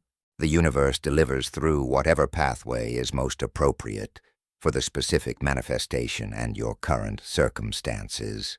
Stay alert for both sudden appearance and gradual unfolding. Don't dismiss gradual progress as not good enough because you were expecting dramatic, overnight transformation. Small, consistent improvements often indicate your manifestation is well underway. The final aspect of divine timing involves recognizing when a manifestation delay is actually redirection towards something better. Sometimes what you think you want isn't actually in your highest interest, and the universe's love for you shows up as protecting you from getting what you asked for. You might be devastated that the job offer fell through, only to discover months later that company went bankrupt and you dodged a bullet. You might be heartbroken that a relationship ended, only to meet your actual ideal partner, who you wouldn't have been available for if the wrong relationship had continued. The delay or denial wasn't the universe ignoring you. It was the universe redirecting you toward the "or something better" clause in your request. This requires surrendering your limited perspective and trusting that universal intelligence sees possibilities and outcomes you cannot. When things don't unfold according to your timeline or vision, instead of collapsing into victimhood, try asking, what if this delay is actually perfect? What if something better is being arranged? What if I'm being protected or redirected in ways I can't see yet? This open, trusting inquiry maintains high frequency even during apparent setbacks and allows you to receive the better outcome when it appears. The mastery of divine timing and active patience transforms your entire manifestation experience. You stop living in anxious waiting and start living in confident expectation. You trust the mechanism so completely that you can go days or weeks without thinking obsessively about your manifestation because you know it's handled. You maintain your frequency naturally because you're not dependent on external evidence for your internal state. You recognize invisible progress and celebrate it. You take inspired action on preparatory opportunities. You remain engaged with life rather than putting everything on hold. And eventually, whether suddenly or gradually, your manifestation appears in physical form with timing so perfect, you recognize it could only have happened exactly when and how it did. This is the fruit of mastering the art of active patience within the perfection of divine timing. Chapter 9. Layered Requests. From Material to Transcendent. Most people begin their manifestation journey focused exclusively on material desires, money, possessions, physical health, romantic relationships, career success. There's nothing wrong with these desires. They're valid, important, and the universe doesn't judge some requests as more spiritual or worthy than others. But what most people don't realize is that material manifestations are actually the kindergarten level of conscious creation. They're where you learn the basic principles and build confidence in the mechanism. The real power of manifestation reveals itself when you progress through increasingly subtle layers of desire, eventually reaching the transcendent level where you're no longer asking for things, but aligning with your highest purpose and the evolutionary impulse of consciousness itself. Understanding manifestation as a layered process changes your entire approach. You stop judging yourself for wanting material things while recognizing they're stepping stones rather than final destinations. You use success at one layer to build capacity for the next layer. You appreciate each stage of development without getting stuck in any single layer. This progression isn't about becoming more spiritual or evolved than people focused on material desires. It's about recognizing that as you master manifestation at one level, natural curiosity and expansion pull you toward exploring deeper layers of creation. The first layer is basic material needs: food, shelter, physical safety, financial stability to meet essential expenses. This is the survival layer, corresponding to the root chakra in Eastern energy systems. When you're struggling at this level, it dominates your consciousness completely because biological imperatives for survival override everything else. Your nervous system remains in stress mode, making it difficult to access higher frequencies or consider anything beyond immediate needs. Mastering manifestation at this layer means creating sufficient material security that survival anxiety no longer runs your life. The challenge at this layer is that survival fear generates the lowest manifestation frequency. When you're terrified about making rent or feeding your family, desperation contaminates every request. This is why people in extreme poverty often find it hardest to manifest their way out. They're trapped in the frequency that perpetuates poverty. Breaking free requires finding any way possible to shift frequency even slightly, perhaps through the practices of gratitude for what you do have, reframing your story from victim to temporary challenge, or accessing the feeling of security through memory or imagination, even when current circumstances don't support it. Once you achieve basic material security, the second layer emerges: comfort, pleasure, and enhanced lifestyle. This includes a nicer home, better car, travel, entertainment, upgraded possessions, and experiences beyond mere survival. This is the desire layer, corresponding to the sacral chakra. Many people spend their entire lives at this layer, constantly upgrading possessions and experiences, seeking the next purchase or achievement that will finally satisfy them. There's nothing inherently wrong with this, but it becomes problematic when you believe accumulation of things will fill the void inside, or that external circumstances alone create happiness. The trap at this layer is the hedonic treadmill, the phenomenon where each new acquisition or achievement provides temporary satisfaction that quickly fades, leaving you wanting more. You get the luxury car and feel amazing for a month. Then it becomes normal, and you want the next upgrade. You achieve the income level that once seemed impossible, and within weeks you're stressed about reaching the next level. You're stuck in perpetual wanting because you're seeking fulfillment through external acquisition rather than internal alignment. The universe happily provides everything you ask for at this layer, but if you never progress beyond it, you miss the deeper satisfaction available at higher layers. Mastering this layer means learning to manifest material desires easily, while recognizing that the satisfaction they provide is temporary and surface level. You enjoy nice things without needing them for your sense of worth or happiness. You appreciate comfort and pleasure as enhancements to life rather than requirements for life to be good. This mastery creates the foundation for exploring the next layer because you've proven to yourself that manifestation works. You've built your manifestation muscles, and you're ready for more subtle and meaningful creations. The third layer is achievement, recognition, and impact. This includes career success, creative accomplishments, social status, influence, and making a meaningful difference. This is the power layer, corresponding to the solar plexus chakra. At this layer, you're less focused on acquiring things and more focused on expressing your capabilities, being recognized for your talents, and creating results that matter.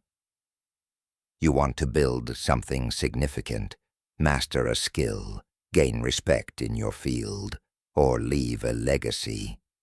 The desire shifts from "what can I get" to "what can I achieve" and "who can I become." The challenge at this layer is ego inflation and attachment to external validation. When your sense of worth becomes dependent on achievements and recognition, you've simply transferred your attachment from possessions to accomplishments. You're still seeking external proof of your value rather than recognizing your inherent worth. The need for recognition can drive you to impressive achievements, but leaves you feeling empty because you're performing for approval rather than expressing authentic purpose. You might manifest tremendous success while remaining fundamentally unsatisfied because the success is feeding ego rather than soul. Mastering this layer requires separating achievement from identity. You accomplish significant things because the work itself is meaningful and aligned with your values, not because you need achievements to prove you matter. You appreciate recognition when it comes, but don't depend on it for your self-worth.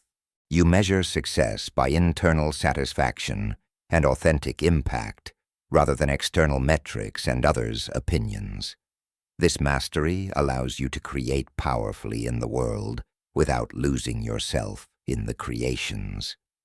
The fourth layer is connection, love, and relationships. This includes deep intimacy, authentic friendships, community belonging, and the experience of being truly seen and accepted. This is the heart layer, corresponding to the heart chakra. At this level, you recognize that the most meaningful aspects of life involve connection with other beings. You desire to love and be loved, to know and be known, to contribute to others' well-being, and have them contribute to yours. The focus shifts from individual achievement to relational fulfillment and the recognition that we're all interconnected. The challenge at this layer is making relationships responsible for your happiness or trying to control how others show up. You might manifest a relationship, but unconsciously expect your partner to complete you, heal your wounds, or provide constant validation. You might create deep friendships, but become devastated when people inevitably disappoint you or the relationships change form. You're seeking externally what can only be found internally, the feeling of being whole, loved, and enough. When you need others to make you feel a certain way, you create relationships based on dependency rather than authentic connection. Mastering this layer means becoming so complete within yourself that you desire relationship not from neediness, but from overflow. You're already whole, and relationships allow you to share that wholeness and receive others' wholeness. You love without attachment, connect without control, and appreciate people for who they are, rather than who you need them to be. You recognize that all relationships, whether they last a season or a lifetime, serve your evolution and theirs. This mastery creates relationships of profound depth and joy because they're based on freedom rather than fear. The fifth layer is authentic expression and truth. This includes speaking your voice, creating your art, living your values, and expressing your unique essence without filtering for others' approval. This is the expression layer, corresponding to the throat chakra. At this level, you recognize that you came here to express something specific that only you can express. You desire to share your perspective, create your art, teach what you've learned, or simply live in radical authenticity rather than performing a role others expect. The focus shifts from fitting in to standing out, from conforming to truth-telling. The challenge at this layer is fear of judgment, rejection, or persecution. Your authentic expression might contradict what your family, culture, or society expects from you. Speaking your truth might cost you relationships, opportunities, or comfort. Creating your art might invite criticism from people who don't understand it. Living your values might require choices that others judge as wrong or foolish. The fear of these consequences keeps most people editing their expression to remain acceptable, which gradually kills their aliveness and creates deep regret about the life they didn't live. Mastering this layer requires valuing your authentic expression more than others' approval. You recognize that living inauthentically is a far greater cost than any judgment or rejection you might face for being real. You express what's true for you while allowing others to respond however they respond, knowing that those who are meant to receive your expression will find you. You create your art or share your voice not because you need certain results, but because not expressing it would be a betrayal of your essence. This mastery liberates tremendous creative energy because you're no longer wasting energy on self-censorship and performance. The sixth layer is wisdom, understanding, and expanded perception. This includes developing intuition, accessing higher guidance, seeing beyond surface appearances and understanding deeper patterns and connections. This is the insight layer, corresponding to the third eye chakra. At this level, you recognize that physical reality is only a small portion of total reality. You desire to develop your subtle perception, understand the underlying mechanics of consciousness and creation, and access wisdom beyond intellectual knowledge. The focus shifts from external seeing to inner vision, from information accumulation to direct knowing. The challenge at this layer is spiritual bypassing, using higher consciousness concepts to avoid dealing with practical reality or unresolved wounds. You might manifest psychic abilities or spiritual experiences while your physical life remains a mess because you're escaping into the transcendent rather than integrating it with the material. You might access profound insights about the nature of reality while treating the people around you poorly because you haven't integrated wisdom into embodied compassion. You're collecting spiritual experiences and knowledge like trophies rather than allowing them to fundamentally transform how you live. Mastering this layer means integrating expanded perception with grounded presence. Your intuitive abilities and spiritual understanding enhance your effectiveness in physical reality rather than removing you from it. You access higher guidance and wisdom, then apply it practically to improve your life and serve others. You see beyond appearances without denying the importance of appearances. You develop sophisticated inner knowing while maintaining humility about the vast amount you don't know. This mastery creates a life informed by both practical wisdom and transcendent insight. The seventh layer is unity, purpose, and service to the whole. This includes recognizing your fundamental oneness with all existence, understanding your unique role in the larger evolutionary process, and dedicating your life to something beyond personal benefit. This is the transcendent layer, corresponding to the crown chakra. At this level, the concept of personal manifestation begins to dissolve because you recognize there's no separate self to manifest for. You still have desires and create results, but they arise from alignment with life's larger movement, rather than from individual ego agenda. At this layer, your requests transform from "what do I want" to "what wants to express through me, and how can I serve the evolution of consciousness." You might still manifest abundance, but you recognize the abundance isn't yours. It's flowing through you to be utilized for purposes beyond personal accumulation.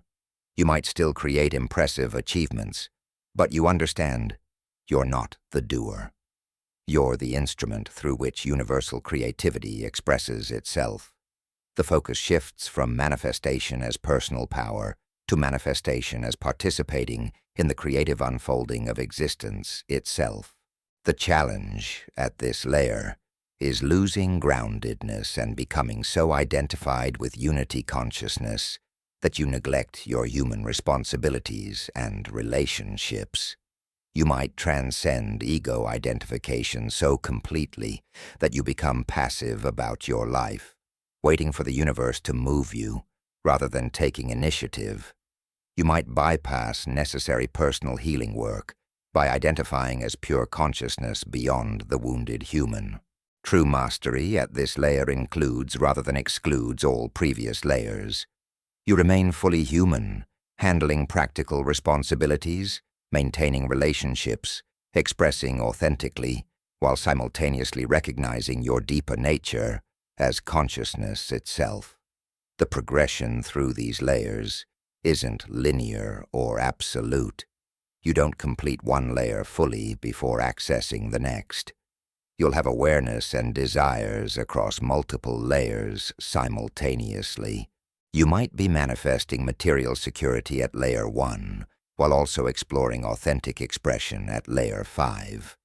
You might achieve success at layer 3, While still learning about intimacy at layer 4, the layers are a map of possible focus areas and developmental stages, not rigid requirements you must move through in order. What changes as you progress is the center of gravity of your consciousness and the primary motivation behind your manifestations. Early in the journey, your manifestations serve personal desires and ego development, which is appropriate and necessary. As you mature, your manifestations increasingly serve transpersonal purposes and collective evolution, though personal benefit often remains a component. You move from manifest for me to manifest through me, to eventually recognizing there is no separate me, only the one life expressing itself through infinite forms, each playing its unique role in the cosmic dance. The beauty of understanding layered manifestation is recognizing that every desire at every layer is valid and serves your development. The desire for financial security isn't less spiritual than the desire for enlightenment. The desire for a loving relationship isn't less evolved than the desire to serve humanity. Each layer builds capacity for the next. Each layer teaches lessons essential for the whole journey. Judge none of it. Embrace all of it. Master each layer as it becomes relevant, then allow natural expansion to pull you toward the next layer when you're ready. Your manifestation practice evolves as you progress through the layers. At early layers, you're learning the mechanics, building faith in the process, and developing the fundamental skills of frequency alignment and conscious creation. At middle layers, you're refining those skills, learning subtler aspects of the work, and beginning to recognize patterns in how manifestation operates. At later layers, the process becomes increasingly effortless as you're less identified with the personal self doing the manifesting and more aligned with the universal intelligence orchestrating everything. Eventually, if you journey far enough, you reach a paradoxical state where manifestation happens constantly without you trying to manifest anything. You're so aligned with life's natural flow, so attuned to what wants to emerge, so free from resistance and attachment, that you become a clear channel for creative expression. Things you need appear exactly when you need them without you asking. People show up at perfect times. Opportunities unfold synchronistically. Problems resolve themselves. This isn't magic or special privilege. This is what happens when you've mastered the art of getting yourself out of the way and allowing the universe to work through you, rather than trying to manipulate it for your agenda. The ultimate manifestation is manifesting yourself, becoming the fullest expression of your potential, embodying your highest nature, living as conscious presence rather than unconscious reactivity. Every material manifestation along the way serves this ultimate purpose. The money teaches you about abundance, consciousness. The relationships teach you about love and connection. The achievements teach you about power and purpose. The wisdom teaches you about the nature of reality. Each layer peels away another limitation, reveals another aspect of your true nature, and expands your capacity to participate consciously in creation. This is the journey from material to transcendent, from personal to universal, from manifestation as getting what you want to manifestation as becoming what you are. Begin wherever you are with whatever desires you have. Master that layer completely. Then trust the natural expansion that pulls you toward deeper, subtler, more meaningful manifestations. The promise, "Ask and it shall be given," applies at every layer. The universe responds with equal enthusiasm whether you're asking for rent money or enlightenment. Your job is to ask clearly, align genuinely, trust completely, and allow the unfolding to teach you what you need to learn at each stage. The journey itself is the manifestation, and every layer is a perfect expression of exactly where you are in your evolution toward remembering what you've always been. Chapter 10. Living as one who has already received. The permanent state of abundance. The ultimate mastery of manifestation isn't learning how to get what you want. It's becoming someone who no longer needs to consciously manifest because you exist in a permanent state of receptivity where life flows to you, naturally, effortlessly, and abundantly. This isn't a distant goal requiring decades of spiritual practice. It's available to you now, in this moment, as soon as you understand what it actually means to live as one who has already received. This final chapter brings together everything you've learned and shows you how to integrate it into a way of being rather than something you do occasionally when you want to manifest a specific desire. The shift from doing manifestation to being manifestation is subtle but profound. When you're doing manifestation, you're still operating from the paradigm of lack.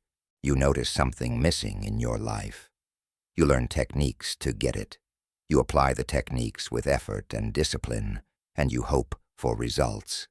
There's a fundamental separation between who you are and what you want. You're here, the desired thing is there, and manifestation is the bridge you're trying to build between the two. This approach can produce results, especially after you've cleared blockages and learned proper technique, but it requires constant effort and maintenance, because you're always working against your default state of feeling incomplete. When you're being manifestation, you've collapsed that separation entirely. You recognize at the deepest level that everything you could ever want or need already exists within you as potential, and the physical manifestations are simply reflections of your internal state externalizing into form. You're not trying to get anything from the universe. You're allowing what's already yours in consciousness to take physical shape. You're not building bridges to reach distant shores. You're recognizing that the shore was never distant. You were simply looking through filters of limitation that made abundance seem separate from you. This recognition fundamentally changes your relationship with desire. You still have preferences and wants, but they arise from fullness rather than emptiness. When you want a new experience, relationship, or opportunity, the wanting itself feels expansive and joyful rather than contracted and desperate. You're excited about the possibility of expansion rather than anxious about current lack. The desire energizes you rather than depletes you, because it's not highlighting what you don't have, but pointing toward the next expression of the abundance that you already are. Living as one who has already received means embodying the consciousness of abundance as your default state, rather than scarcity consciousness. Most people's default programming runs something like this. There's never enough. I have to struggle and sacrifice to get what I need. Life is hard. Good things are scarce and require tremendous effort. I might not be worthy of receiving what I truly want. These subconscious beliefs broadcast constantly, creating a reality that confirms them. The bills pile up. The opportunities disappear. The relationships fail. And the person concludes that their beliefs were accurate observations of reality, rather than recognizing their beliefs were creating the reality they observed. Abundance consciousness operates from completely different foundational beliefs. There's more than enough for everyone. The universe is infinitely creative and generous. Good things flow to me naturally. I'm worthy simply because I exist. Life supports my thriving.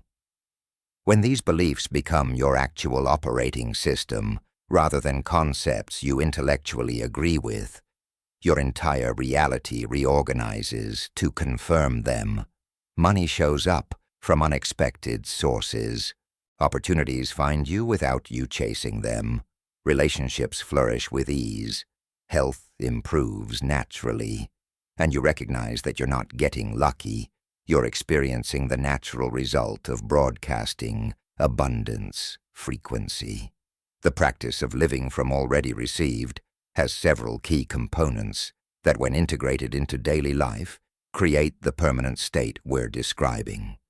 The first component is unwavering gratitude as your baseline emotion, not gratitude, practiced occasionally during meditation or only when good things happen, but gratitude as the lens through which you perceive all of existence. You wake up grateful for consciousness itself, for another day of being alive, for the breath moving through your body, for the comfortable bed beneath you, for the roof over your head, for the countless invisible systems supporting your existence. This isn't fake positivity that denies genuine challenges. It's the mature recognition that even in difficulty, there are infinite aspects of your existence worthy of appreciation. You can be dealing with financial stress while genuinely grateful for clean water, working technology, and the meal you just ate. You can be navigating health challenges while appreciating that your heart continues beating without your conscious effort. Your immune system fights constantly on your behalf, and your body knows how to heal given proper support. Gratitude doesn't erase problems, but it shifts your frequency from focusing on what's wrong to recognizing what's working, and that frequency shift attracts more things to be grateful for. Make gratitude a continuous practice throughout your day.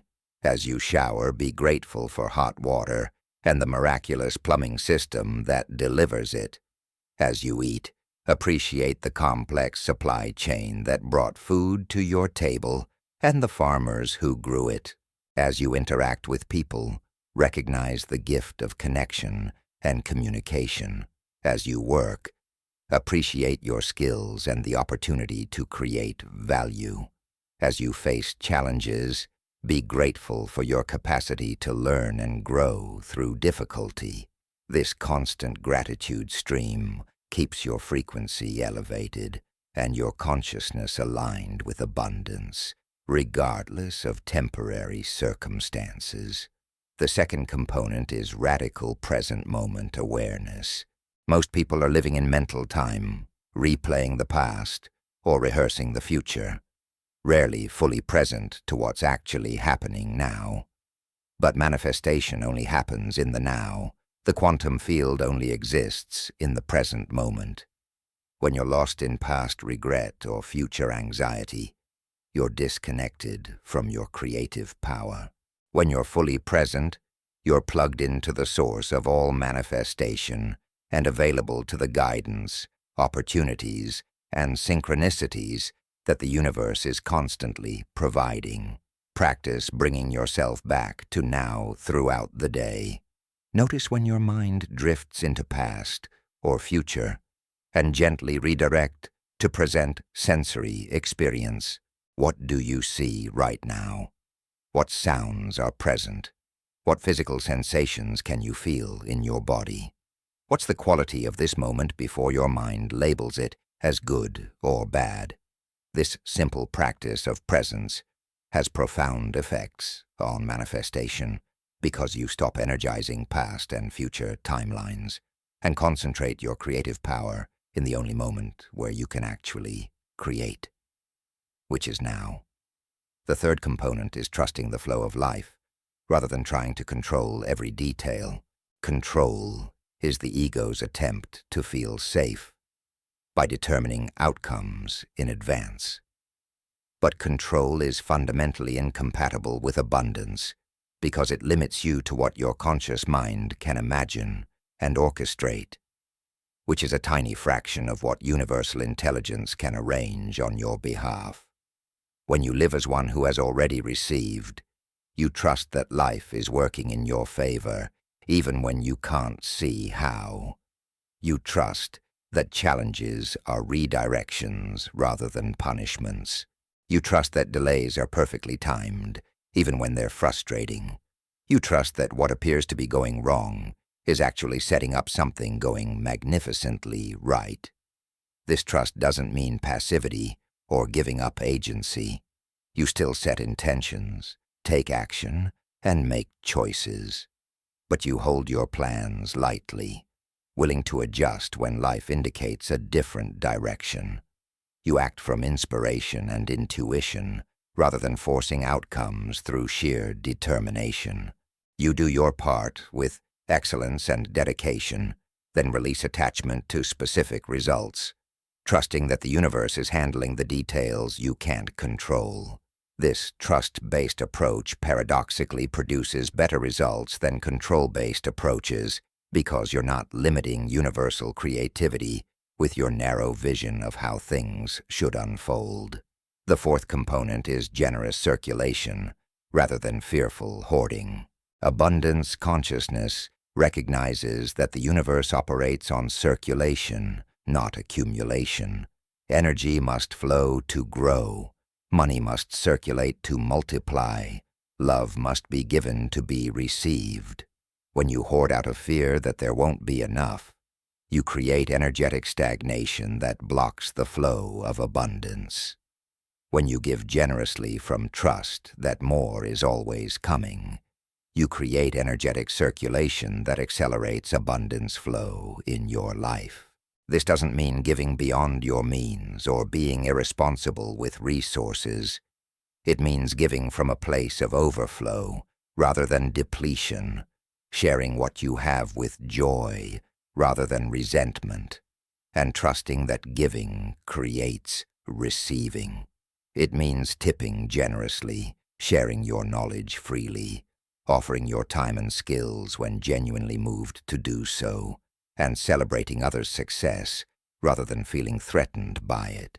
Every act of generous circulation broadcasts the message, "I have more than enough to share," and the universe responds to that frequency by ensuring you continue having more than enough to share. The fifth component is embodying worthiness without needing external validation. Most people's sense of worth fluctuates based on circumstances, achievements, and others' opinions. When things go well and people approve, they feel worthy. When things go poorly and people criticize, they feel unworthy. This conditional worthiness keeps you on an emotional roller coaster and broadcasts unstable frequency that creates inconsistent manifestations. When you live as one who has already received, your worthiness is unconditional and inherent. You're worthy because you exist, period. Not because you achieved something or someone validated you, but simply because you're a conscious being in this universe, which makes you worthy of all good things. This inherent worthiness changes how you relate to everything. You don't need to earn abundance. You accept it as your birthright. You don't need to prove you deserve love. You recognize you're inherently lovable. You don't need to justify taking up space. You honor your right to exist fully.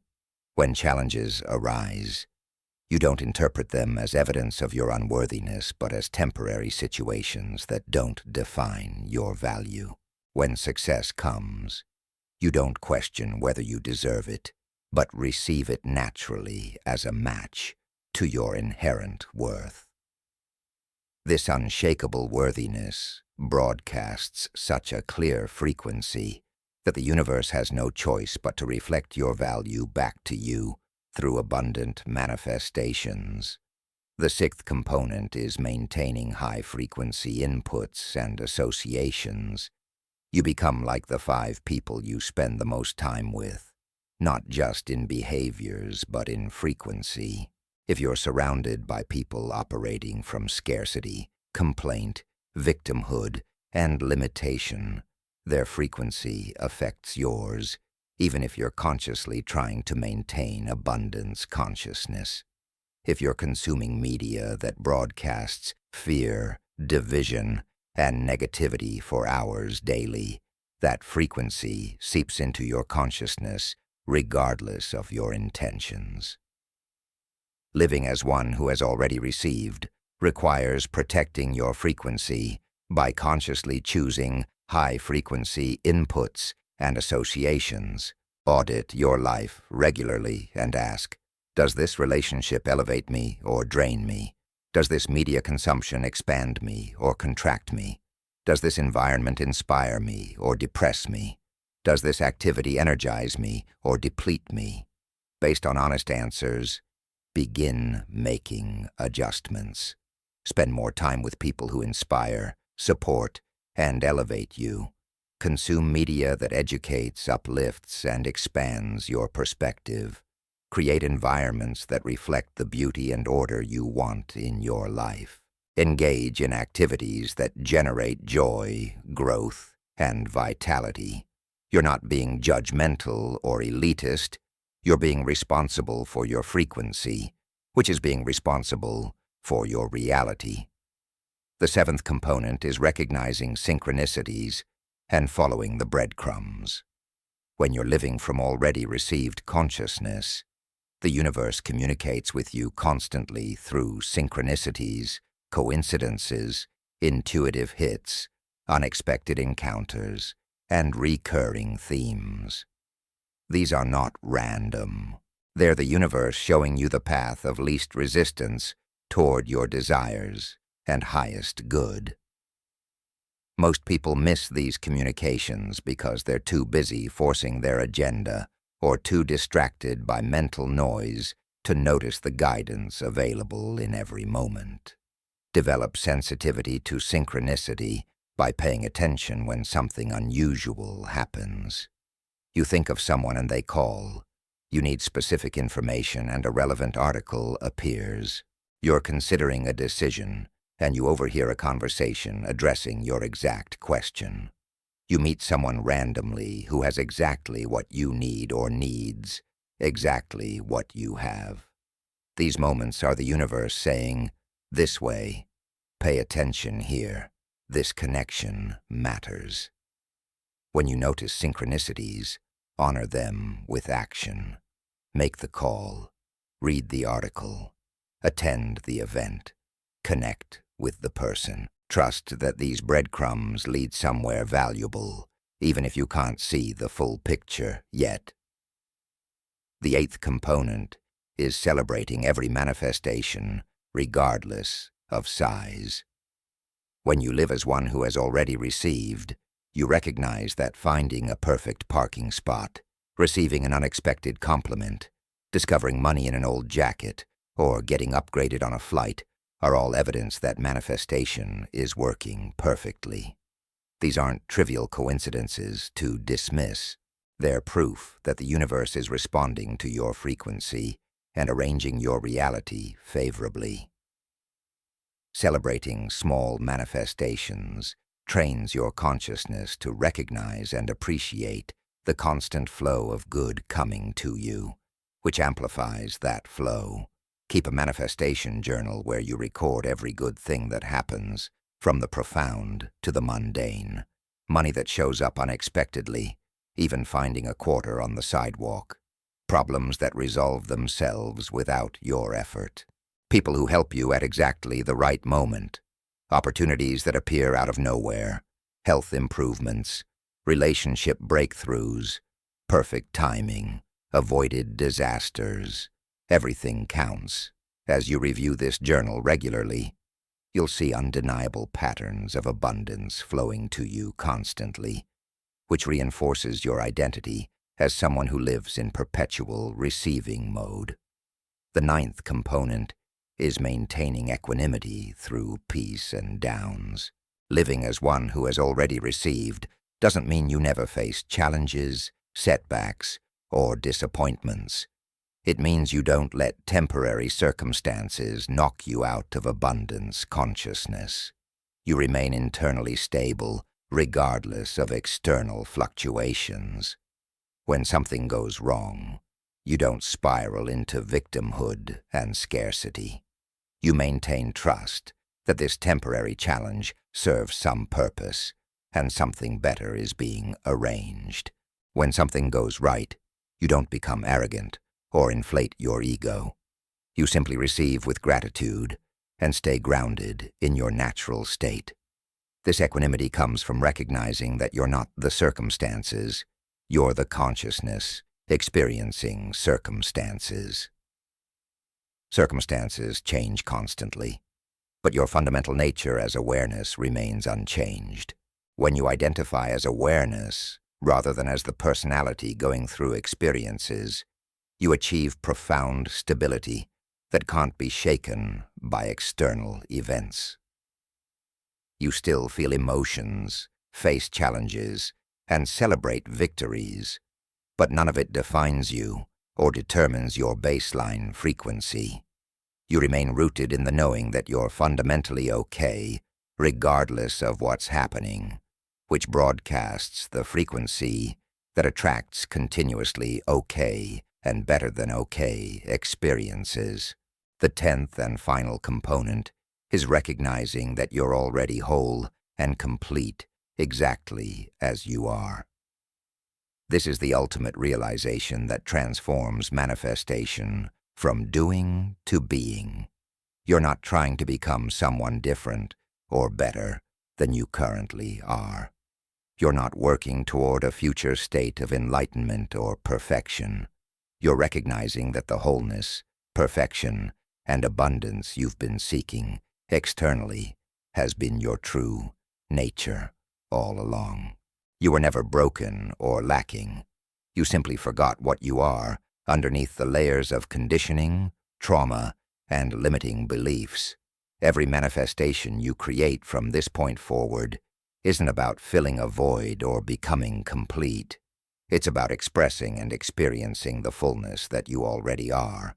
You manifest abundance not because you lack it, but because sharing your natural overflow delights you. You manifest health not because you're fundamentally sick, but because vitality is your natural state when blockages are removed. You manifest loving relationships not because you're incomplete alone, but because connection and sharing magnify the joy of your already complete being. This shift from manifestation as compensation for lack to manifestation as expression of inherent fullness changes everything. When you truly embody these 10 components, you stop doing specific manifestation practices because your entire life has become a manifestation practice. Every moment is an opportunity to choose gratitude over complaint, presence over distraction, trust over control, generosity over hoarding, worthiness over shame, high frequency over low frequency, synchronicity over randomness, celebration over dismissal, equanimity over reactivity, and wholeness over lack. You're not trying to manifest anymore. You're simply being the manifestation, living as the embodied abundance that you are, and watching physical reality continuously organize itself to reflect your internal state. This is the promise, fulfilled. Ask and it shall be given, not because an external deity grants your requests when you pray correctly, but because you are the creative consciousness that collapses probability waves through your attention and expectation. When you ask from already received consciousness, from knowing that everything already exists in the quantum field, and you're simply selecting which possibilities to experience, manifestation becomes as natural as breathing. The gap between desire and manifestation shrinks until they're nearly simultaneous. Your life becomes a continuous flow of receiving because you've recognized you're the ocean pretending to be a wave seeking water.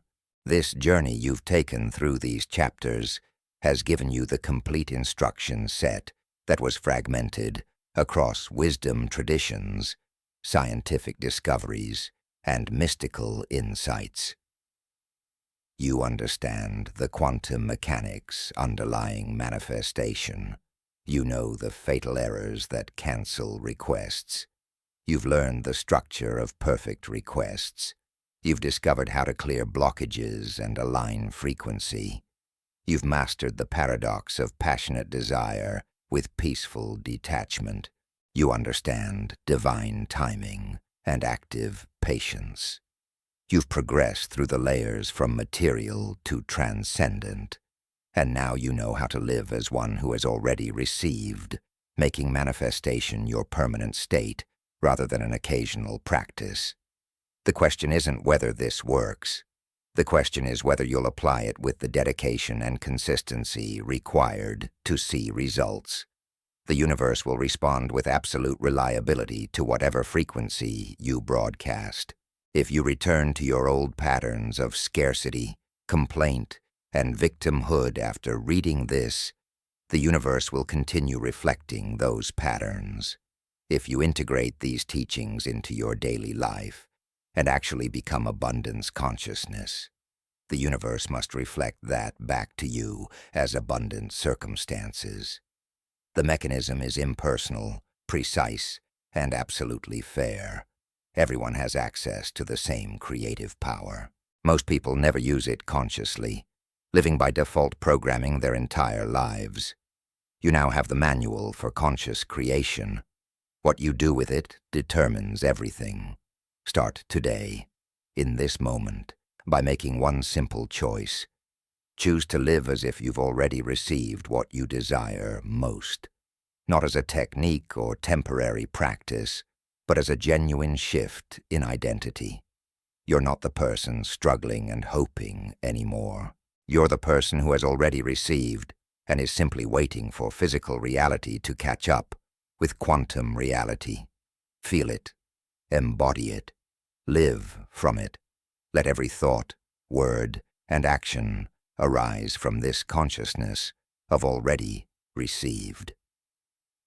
When you catch yourself slipping into lack consciousness, gently redirect to abundance consciousness. Do this consistently for 30 days and observe what happens in your external reality. The transformation will be undeniable. Small manifestations will appear first, building your faith. Then larger manifestations will unfold as your frequency stabilizes at higher levels. Eventually, you'll reach the point where you look at your life and barely recognize it compared to how things were before you truly understood and applied these principles. You'll be surrounded by evidence that the promise was real, that consciousness does create reality, and that you've always had the power to shape your experience. You'll have become living proof that when you ask correctly, align genuinely, and live as one who has already received, it is indeed given to you. This is not the end of your journey. This is the beginning of living as a conscious creator rather than an unconscious reactor. The principles you've learned here apply infinitely. There's always another layer to explore, another frequency to embody, another aspect of your potential to manifest into form. But you now have the foundation, the tools, and the understanding to continue evolving your manifestation capacity for the rest of your life. Each success builds on previous success. Each mastery opens doorways to new possibilities. Each manifestation refines your skill and expands your faith. Go forth and create consciously. Ask boldly, align genuinely, trust completely, receive gracefully, and live abundantly. The universe is waiting to respond to the clarified signal of your awakened consciousness. Everything you've ever wanted is waiting in the quantum field for you to match its frequency and collapse it into your lived experience. You are not a victim of circumstances. You are the creator of circumstances. You are not separate from abundance. You are abundance itself, temporarily focused into individual form, learning to remember and reclaim your creative power.